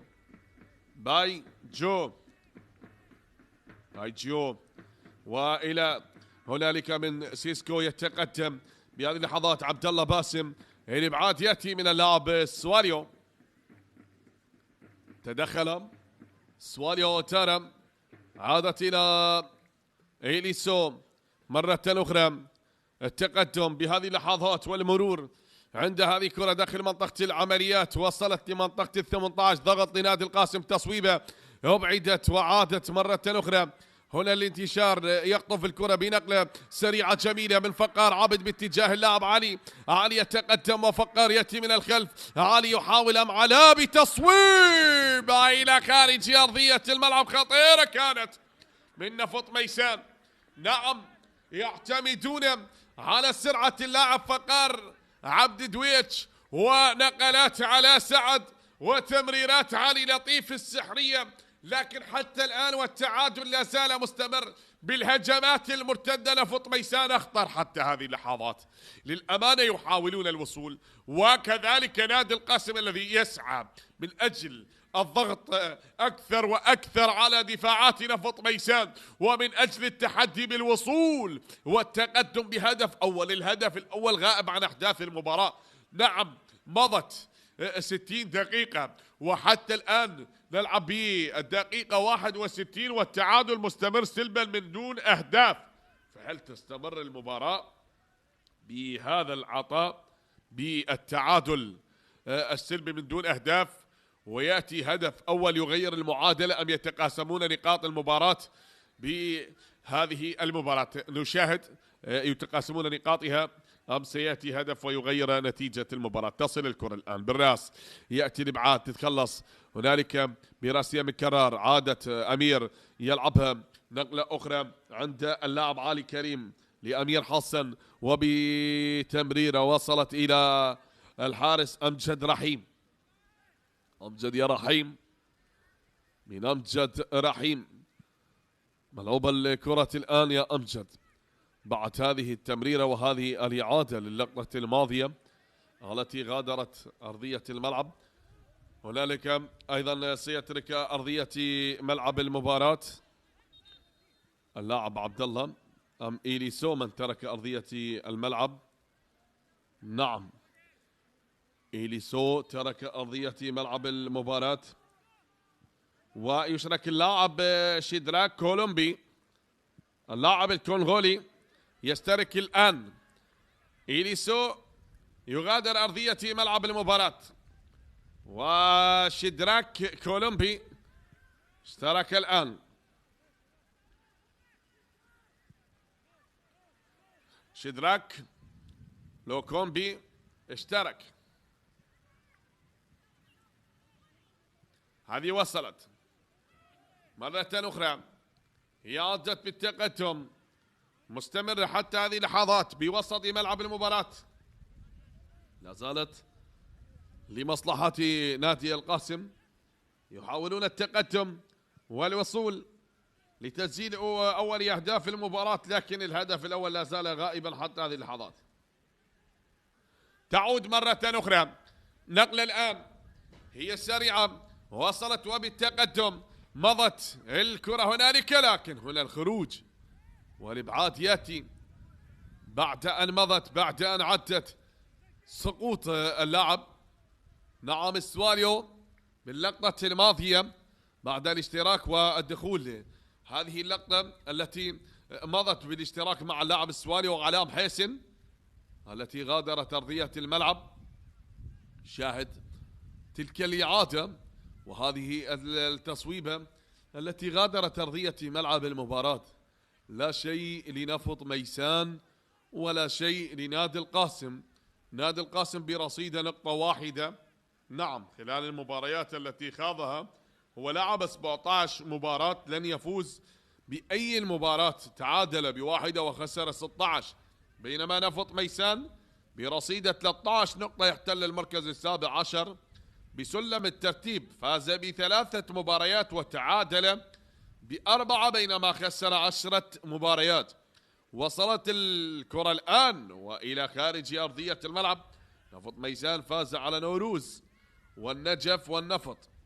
نعم، على نوروز 2-1، 4-2 على النجف، 2-1 على النفط، بينما تعادل أمام توك ب2-2، وأمام الزوراء بنفس النتيجة. تعادل بهدف لمثل أمام الموصل وديالى. وصلت والتقدم هنا لنادي القاسم. أمير يحاول لكن هنا الكرة تنقطع والإبعاد يأتي، تغادر أرضية ملعب المباراة. كرة بعد أن غادرت أرضية ملعب المباراة حتى عادت مجددا أخرى تصل لعلي بالوسط، هو يحاول المرور وتمريرة هنالك تأتي سريعة. محمد عد محمد السلام بنقلة باتجاه اللاعب علاء سعد لكن بعيدة طالت على اللاعب علاء وكرار هو الأقرب. الكرة من علي جاسم أبعدت يا علي إلى خارج أرضية الملعب يا علي جاسم حتى عادت هنا نقلة تتهيأ لفقار يحاول بأن يكون محاصر فقار وصافرة تأتي وخطأ بعد الاشتراك باللقطة الماضية وخطأ بالكرة الماضية. بعد ذلك التدخل، فأغلب المحاولات هي مستمرة تبادل هذه الهجمات من خلال هذا اللقاء. ولا زلنا نتابع أحبتي المشاهدين الكرام، تتابعون مجريات هذا اللقاء وللجولة 18 من منافسات دوري نجوم العراق هنا في ملعب ميسان الأولمبي الذي يحتضن هذا اللقاء ما بين الفريق الضيف كما ذكرت، الفريق المثقل بالجراحات، الفريق المثقل بالنتائج السلبية، الفريق الذي يسعى للعودة إلى سكة الانتصارات، الفريق الذي عودنا دائما بأن يكون حاضرا بين الكبار منافسا عن النقاط، والذي يدخل هذه المباراة بحثا عن انتصار أول أمام الفريق الطموح الذي دائما ما كنا نراه ممثلا لهذه المحافظة نفط ميسان، النادي الوحيد الذي يمثل هذه المحافظة في دوري نجوم العراق، كما ينطبق الحال على النادي الذي يمثل محافظة بابل في دوري نجوم العراق. لكن الاثنين يعانون يا سادة، نعم يعانون من النتائج السلبية والنتائج التي تعيد الفريق أو الفريقين إلى الانتصارات.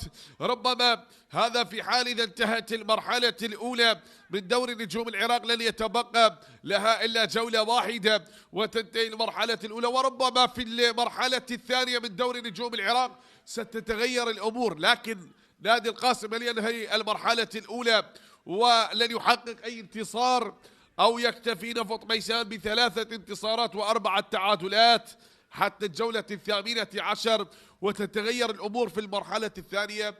لا زال هنالك 20 مباراة متبقية، فالكرة وصلت الآن، عادت هنالك بعد الخطأ بالوسط بمنتصف ملعب المباراة، عكس ما نراه نادي القاسم في الموسم الماضي احتل المركز العاشر، نعم ب52 نقطة، لكن وصلت الآن والتقدم نفط ميسان إلى القاسم، انقطعت من سواليو لنفط ميسان، أبعدت من دفاعات النفط والكرة عدت هنالك كرار يتقدم.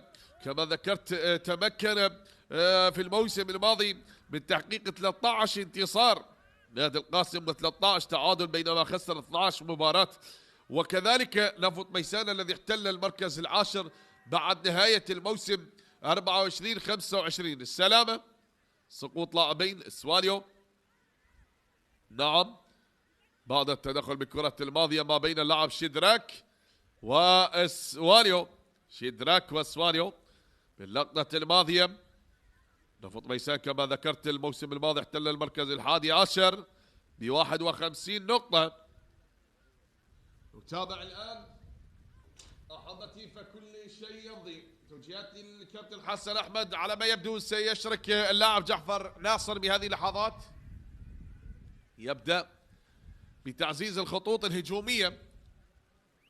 ملعوبة الكرة الآن، تقدم هنا المحاولة تصل والإبعاد يأتي، تتخلص الكرة هنالك بعد الإبعاد من اللاعب علي عبد الأمير، أبعدها من علي والتقدم هنا الوصول لأمير حسن، لكن حسين بهذه العرضية من حسين جبار، وين يا حسين جبار إلى شيدراك، يحاول الآن بتصويبة من البديل بأحضان الحارس أمجد يا رحيم، من أمجد لعلاء، مضت وعلاء يتقدم، علاء يحاول أن يفعل المستحيل، لكن هنالك نعم الكرة تنقطع وحكم المباراة يطلب استمرارية اللعب، وشيدراك يتقدم. شيدراك لوكونبي تقدم، والسقوط لشيدراك باللقطة الماضية يطالب حكم المباراة شيدراك وبطاقة صفراء على اللعب. نعم بعد الدخول بالكرة الماضية والاشتراك باللقطة الماضية والكلام مع اللاعب إبراهيم عبد الكريم الذي تلقى البطاقة الصفراء. إبراهيم عبد الكريم تلقى البطاقة الصفراء. دعنا نتابع. هناك كلام وشجار ما بين حسين واللاعب البديل شيدراك باللقطة الماضية. تابع. كانت هنالك مطالبة، وبهذه اللقطة أيضا طالب اللاعب علاء، لكن ثابت الآن لمصلحة نادي القاسم، وشيدراك هو على التنفيذ. شيدراك لوكونبي الكونغولي على التنفيذ للكرة الثابتة لنادي القاسم. هل ستزهر الأسود هنا بملعب ميسان الأولمبي؟ هل يفعلونها ويسجلون أول أهداف المباراة، أم يكون هناك رأي آخر؟ كلام من حكم المباراة الدكتور علي حسين. بهذه اللحظات نتابع الكلام مع مشرف الفريق الكابتن حسنين. عيسى يتلقى البطاقة الصفراء، بطاقة صفراء نعم تشهر من حكم المباراة.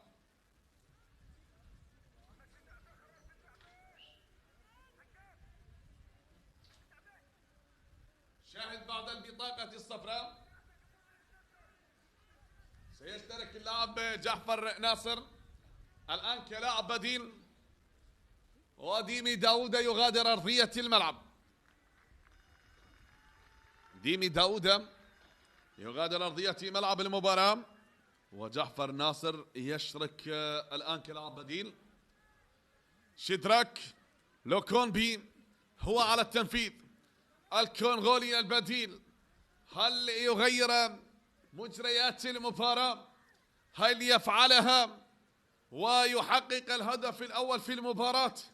لطالما انتظرت الجماهير 73 دقيقة والتعادل مستمر ما بين الفريقين.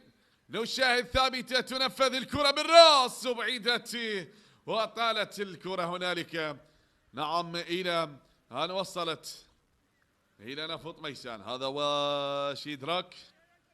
بعد اللقطة الماضية كان هنالك خطأ.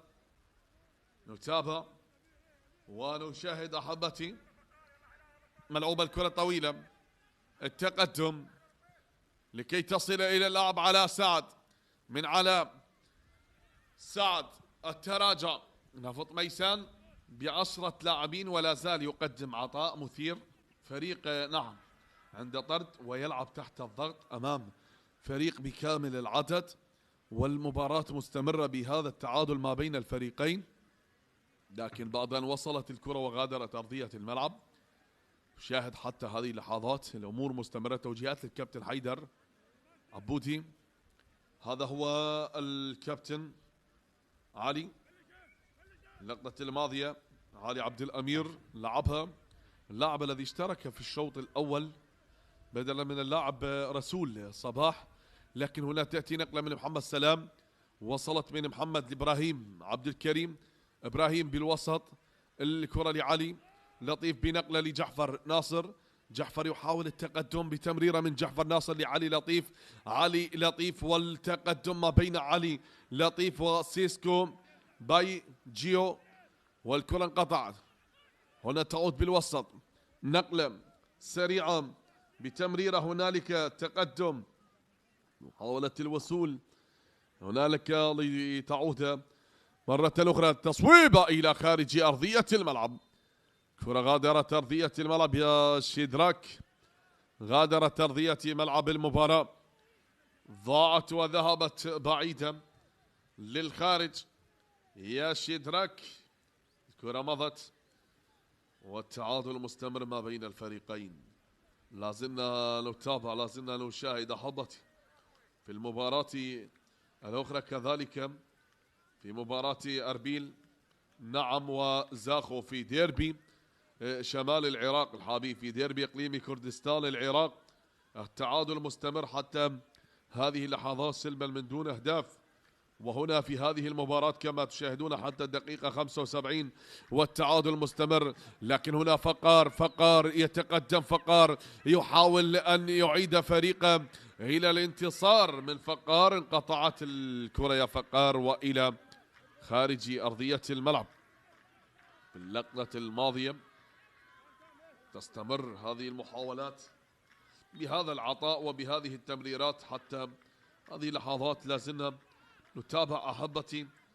فهل تستمر بما تبقي ربع ساعة على نهاية الوقت الأصلي المتبقي للمباراة؟ هنا صافرة تأتي من حكم المباراة، خطأ وأيضا جانبية. الآن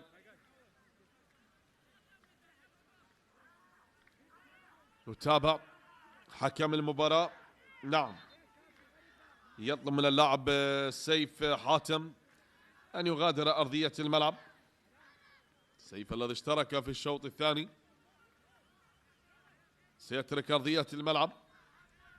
وأيضا على ما يبدو يطلب من المدرب أو الكادر الطبي أن يتدخل. هذه كرة وصلت، هناك نقلة سريعة، نفط ميسان أسرع بهذه الطريقة عدت، وهنا التدخل بالكرة الماضية والمطالبة. لكن حكم المباراة كان قريب باللقطة الماضية ومحمد سلام بعقب سقوطه بمنطقة ال18 بهذه. هل كان هنالك اشتراك أم إعاقة للهجمة الماضية؟ لكن حكم المباراة طلب استمرارية اللعب ولا وجود لشيء، ولو كان هنالك شيء لعاد حكم المباراة وتأكد بنفسه. لكن مضت الكرة، عدت الآن والتقدم لا زال مستمر حتى هذه الكرة وتأتي العرضية. هنا الارتقاء وعلي جاسم بهذا الخروج، علي جاسم وخروج باللقطة الماضية. تابع، مضت الآن الكرة بالوسط، انتشار تمريرة تأتي تحت أقدام اللاعب علي عبد الأمير من علي. وصلت يا علي، سواليو يلعبها مرة أخرى من سواليو وبالراس. الكرة بمنتصف ملعب المباراة. ناثانيل نانجولو حاول لجعفر ناصر، جعفر تقدم بالمرور، تأتي العرضية من جعفر ناصر. الكرة عدت هنا بالراس لكن يبقى التقدم وبمنتصف الملعب.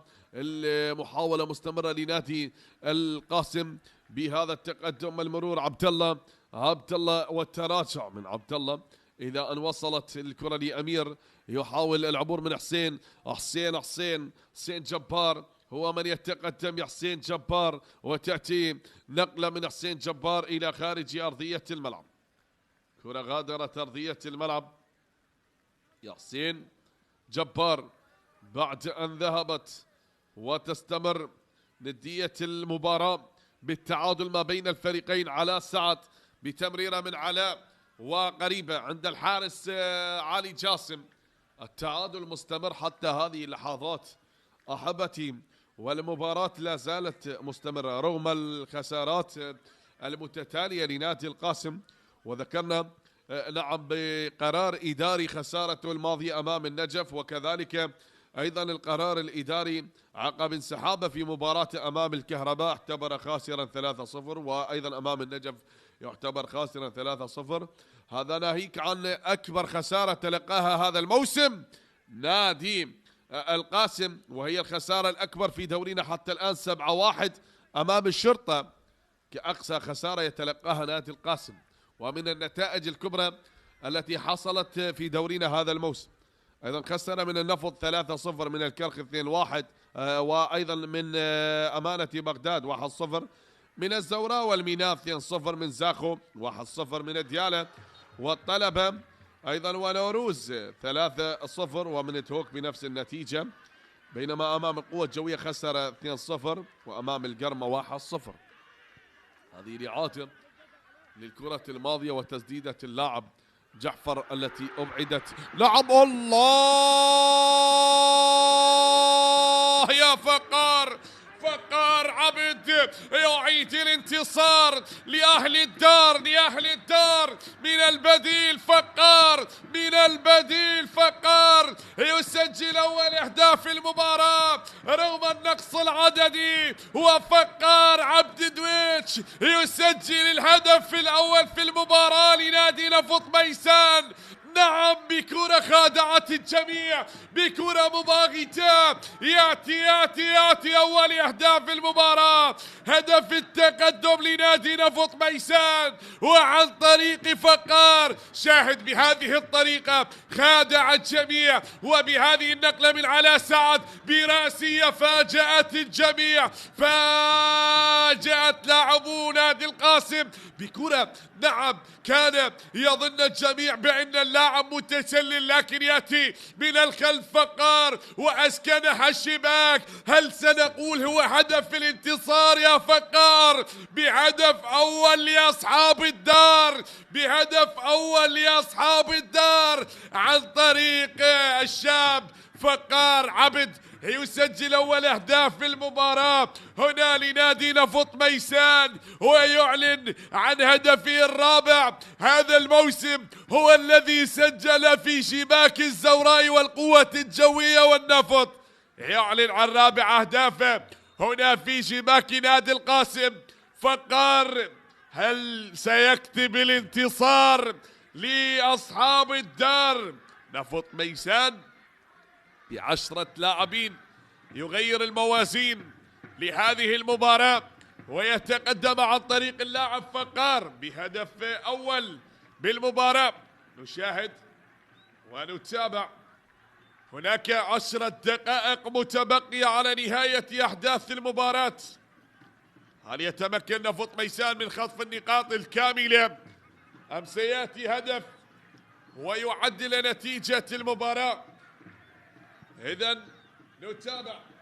مضت الكرة وعدت الآن، هي بالوسط بمحاولة مستمرة، تعود مجددا، نقلة سريعة هنا لنادي القاسم، محاولة لإسود بابل يسعون من أجل الوصول، والكرة ذهبت وغادرت أرضية ملعب المباراة.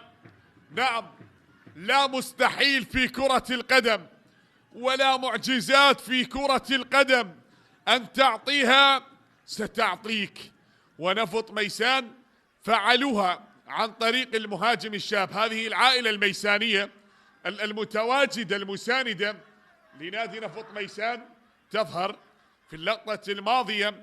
شيء جميل أن تجعل شغف العائلة كرة القدم، وأن تعشق كرة القدم، وأن تأتي لكي تكون مساندا لفريقك، سواء إن كان هنا في ميسان بالعمارة أو ببقية المحافظات العراقية.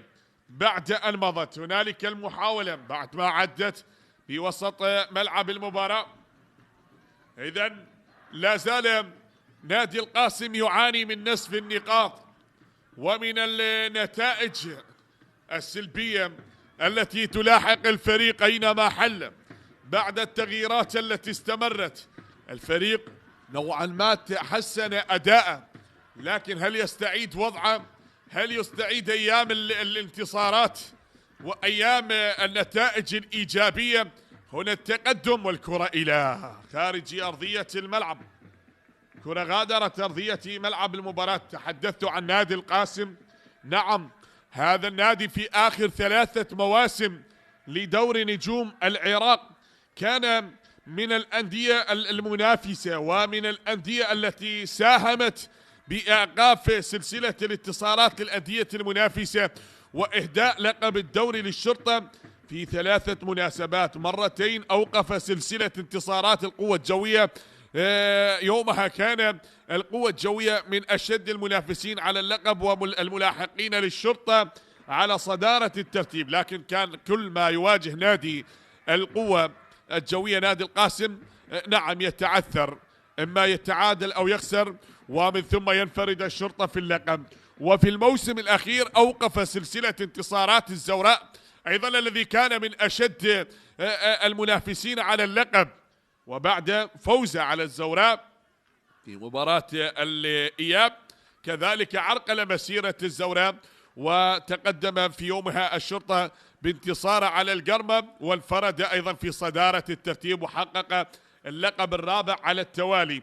واليوم ترى القاسم يمر بظرف قاسي جدا، وبسبب تلك العقوبة عدم التعاقد مع اللاعبين ومن ثم رفع الحظر واستقطب لاعبين، لكن يحتاج بعد الكثير حتى ينسجم الفريق تماما. اليوم هو قدم مباراة، وصل إلى مرمى نفط ميسان، لكن بهذا الأسلوب نفط ميسان الذي أيضا يدخل بنسف الجراحات، وكذلك بإصراره وطموحه، ورغم كل هذا الكبرياء لكنه يسعى أن يصالح جماهيره. استقبل الطرد ولكن بقي صامدا منذ الدقيقة 15 حتى الدقيقة 80، حتى جاء الفرج لهذا الفريق واستطاع أن يسجل هدف عن طريق اللاعب البديل المهاجم الشاب فقار عبد، واحد من أبناء النادي ولاعب رديف نفط ميسان، ترحل من فريق الرديف كما ذكرت، لكن اليوم هو أشرك كلاعب أساسي. تشاهد هنا نعم رابطة جماهير نادي نفط ميسان الحاضرة وأولتراس نادي نفط ميسان متواجدين في المدرجات. عدة مواجهات جمعت الفريقين، هذا اللقاء 11 الأفضلية طبعا لنفط ميسان ب4 انتصارات والقاسم ب3 انتصارات، بينما حضر التعادل في 3 مواجهات بين الفريقين. اليوم نشاهد أول لقاء جمع الفريقين في موسم 21-27/10 يومها انتهت ب3 أهداف مقابل 3 أهداف. تابع الآن الكرة تبعد وبنقلة سريعة لا زالت مستمرة، نلعب في الدقيقة 87. نفط ميسان يريد أن يحقق الانتصار بما تبقي من لحظات لهذه المباراة، لكن الكرة تصل الآن وبهذا التقدم. وصلت الآن، هنالك محاولة عدت بمنتصف ملعب المباراة، كما تحدثت عن النتائج التي جمعت الفريقين والكرة بالوسط. سنتحدث في جميع لقاءات الفريقين وانتصارات الفريقين هنا تصل، بينما تشاهد نادي القاسم يسعى بهذه الدقائق المتبقية أن يعيد الأمل وأن يتعادل وأن يتعادل وأن يتقاسم. الله،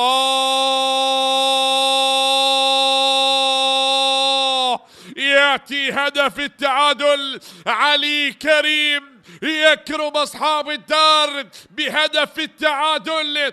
نعم نعم نعم، أول أهداف اللاعب علي كريم عقب دخوله وسجل هدف التعادل اللاعب البديل علي كريم الذي يرفض الهزيمة وأن يعود بنقطة ثمينة من ملعب ميسان الأولمبي. شاهد بهذا التقدم بهذا المرور، قال له هاك ومن تحت الأقدام، مرت بأسيست راية بنقلة جميلة مثيرة لنادي القاسم. تقدم الأسود ومرت من تحت الأقدام أو في جانب الحارس أمجد رحيم. جاء هدف التعادل لنادي القاسم، الفريق الحاسم يحسم المواجهة بهدف تعادل. يأتي هدف التعادل، نعم، فلن تنتهي الأمور بعد. 1 لنادي نفط ميسان، 1 لنادي القاسم. في آخر 10 دقائق تغيرت الأمور في المباراة يا سادة. جاء هدف نفط ميسان في الدقيقة 80 ومرت 8 دقائق، عادت المباراة بهدف التعادل والأمور مستمرة حتى الآن. 1 لنفط ميسان، 1 لنادي القاسم، وعلى ما يبدو المباراة ستستمر بهذا المنوال بهذا الحال. نعم، يتقاسمون نقاطها من خلال مباراة اليوم. علي كريم لاعب البديل الذي عدل نتيجة المباراة، تصل مرة أخرى. هنا نقلة سريعة عدت ومحاولة تستمر بالتقدم جعفر ناصر. تغيرت الأمور في الشوط الثاني تماما بالنسبة للفريقين. أداء نعم متكافئ ما بين الفريقين، ونفط ميسان ب10 لاعبين والشوط الثاني يقدم شوط مثير، شوط مختلف تماما عن ما حصل في الشوط الأول. أن تلعب ب10 لاعبين أمام فريق متكامل الصفوف، وأن تتقدم في الدقائق الأخيرة، وكنت نعم قاب قوسين عن الانتصار وتحقيق نقاط المباراة، لكن يأتي هدف ويغير المعادلة وتعود مجددا لتكون المشاركة مستمرة في نقاط المباراة ما بين القاسم الجريح. أنا قلتها منذ اللحظات الأولى، فريق القاسم الجريح ونفط ميسان الجريح، والجراحات التي بلغت مداها بصفوف الفريقين. نعم ربما تعادل يكون بلسما للفريقين، لكن مضت الكرة وهنا الله، هنا ركلة جزاء لنادي نفط ميسان باللحظات القاتلة، ويا لها من دقائق، ويا لها من دقائق مثيرة في المباراة. وباللحظات الأخيرة بالوقت الإضافي قرار حكم المباراة باحتساب ركلة جزاء. شاهد هنا الخروج لعلي جاسم، عرقلة اللاعب على سعد. هنا شاهد الإعادة، نعم العرقلة كانت حاضرة، وعلي جاسم تسبب لفريقه بضربة جزاء بعد محاولة علاء. فهل يضع نفط ميسان في العلالي على سعد، وهل يصعد جماهير نفط ميسان أم سيذهب ويتأكد هنالك من تقنية الفار، من شاشة الفار الفيديو يتراجع نعم ويؤكد على الحالة من الدولي محمد سلمان هنالك بغرفة الفار وحيدر عبد الحسن. نتابع نشاهد أحبتي بهذه اللحظات حكم المباراة ينتظر بأن يكون القرار، في حال إذا كان القرار شرعي واحتساب ضربة الجزاء يذهب ليلقي نظرة ويتأكد حتى يحسم القرار إذا تم واحتساب القرار لنفط ميسان فيكون انتصار تاريخي. أنت تلعب ب10 لاعبين وتقلب الموازين في الشوط الثاني، وهل هنالك بلنتي أم نو بلنتي؟ بهذه اللحظات تعطي المساحة الكاملة، وحكم المباراة يحدث نعم إداري نادي نفط ميسان تراجعوا. خلي نشوف، خلي نتابع، خلي نعم تحسم الأمور عند السيد حكم المباراة الدكتور علي حسين علي بهذه الحالة. نعم شاهد بهذه اللقطة، تعاد اللقطة بالتصوير البطيء أمام أنظار حكم المباراة الدولي علي حسين علي. هل كانت هنالك عرقلة من الحارس باللقطة الماضية؟ ومع ذلك نعم هذه الأمور تترك كذلك للمختصين في برنامج أنت الحكم والتشخيص لهكذا حالات تحدث في مباريات دورينا، في مباريات دوري نجوم العراق مع الكابتن ميثم وكذلك الكابتن هيثم محمد علي والكابتن حازم، لتشخيص الأمور التي نعم تتدخل في الفار والحالات التحكيمية التي تحصل في دورينا. لكن بعد العودة سيبقى القرار، هل يتغير قرار حكم المباراة وتستمر بالتعادل ولا وجود لبلنتي، أم القرار يقول نعم لا وجود لضربة جزاء، لا وجود لركلة جزاء، إذن يلغى القرار، لا وجود لبلنتي. نو بلنتي باللقطة الماضية سقوط كان للاعب عناء سعد بعد المطالبة، وحكم المباراة كان قريب أعطى قراره، ومن ثم استدعاه حكم الفار قال له تعال يا علي حسين تأكد وألقي نظرة. لكن بعد العودة للفار لهكذا نعم عاد حكم المباراة وألغي نعم القرار ولا وجود لضربة جزاء بالوقت الإضافي، ألغيت. التعادل يبقى مستمر بالمباراة. هذه عدت، إذن المشاركة في النقاط لا زالت مستمرة حتى الآن، المشاركة مستمرة في نقاط المباراة، والمحاولة بعد أن مضت. هذه عدت بنقلة إلى أمجد رحيم، يا أمجد رحيم تصل هنالك صافرة وراية، صافرة حكم المباراة، وأيضا الراية كانت حاضرة باللقطة الماضية. شاهد بناثانيل نالجولو، وبعد الاشتراك بالكرة الماضية كل شيء يمضي بلحظات تمضي والمباراة مستمرة أحبتي بهذا التعادل ما بين الفريقين، لكن ذلك الإبعاد وبطاقة صفراء أخرى تشر من حكم المباراة في مباراة أربيل وزاخو التي انتهت لمصلحة نادي زاخو بهدف وتحسم ديربي الشمال بفوز زاخو على شقيقة أربيل بهدف مقابل لا شيء، بينما التعادل هنا لا زال مستمر.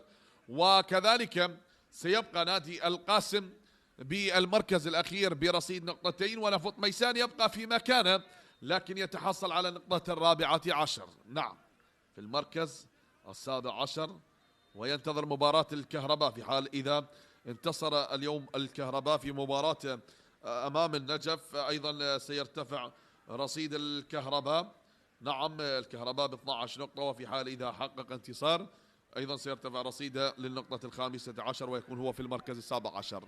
هذه وصلت الآن، ويتراجع نفط ميسان للمركز الثامن عشر، لكن أبعدت الكرة الماضية مؤقتا، ينتظر مباراة نعم لن تلعب بعد، ستلعب بعد هذه المباراة مباشرة النجف والكهرباء وديالا والقرمة. وصلت بالتقدم، هنا الإبعاد بهذا الدخول وتتخلص هذه الكرة بعد ما عادت هناك بمحاولة أخرى التعادل بهدف لمثله ما بين نفط ميسان والقاسم لأول مرة يحصل. هم تواجهوا نعم حضر التعادل في 3 لقاءات، 0-0 مرة واحدة، 2-2 مرة واحدة، و3-3 مرة واحدة، لكن التعادل بهدف لمثله حتى هذه اللحظات لأول مرة يحصل خلال لقاءات الفريقين. وتمضي هنا المحاولة، الكرة الآن بهذا التقدم وصلت، وكرة تأتي بالإبعاد بالراس حتى مضت. هنالك محاولة عدت بتمريرة عند اللاعب شيدراك يحاول التقدم، تصل مرة أخرى هنا الإبعاد من اللاعب ناثانيل نالجولو وقريبة من علي جاسم، أبعدت بهذه الطريقة يا علي وإلى خارج أرضية الملعب. كرة تغادر أرضية ملعب المباراة، أغلب المحاولات مستمرة بتبادل هذه الهجمات من خلال مباراة اليوم. التقدم من علي لطيف يلعبها، التقدم مرة عدى والثاني يأتي، الله نفط ميسان وعن طريق اللطيف علي لطيف، وعن طريق اللطيف علي لطيف ينهون الأمور بهدف ثاني في المباراة، هذه المرة عن طريق اللاعب علي لطيف بعد المطالبة، وعلي لطيف يسجل الهدف الثاني في المباراة. شاهد هذا التقدم يأتي من الخلف، هنا المرور هو من اعتمد، هو من مرر هذه الكرة لعلاء سعد، وجاء من الخلف علي بتمريرة رائعة. شاهد علاء سعد بتلك اللقطة، ومحمد سلام بعد أن وصلت، بعد أن عدت يا محمد سلام، نعم بتمريرة علي لطيف من محمد سلام، يا سلام من محمد سلام، يا سلام. وصلت الكرة، هل هنالك كانت راية؟ لا وجود لتسلل، وبعد تمريرة علي لطيف بشكل لطيف وصلت لأقدام على سعد وأسكنها في الشباك محمد سلام ليعلن عن ثاني أهداف المباراة للتأكد من شرعية الهدف الثاني.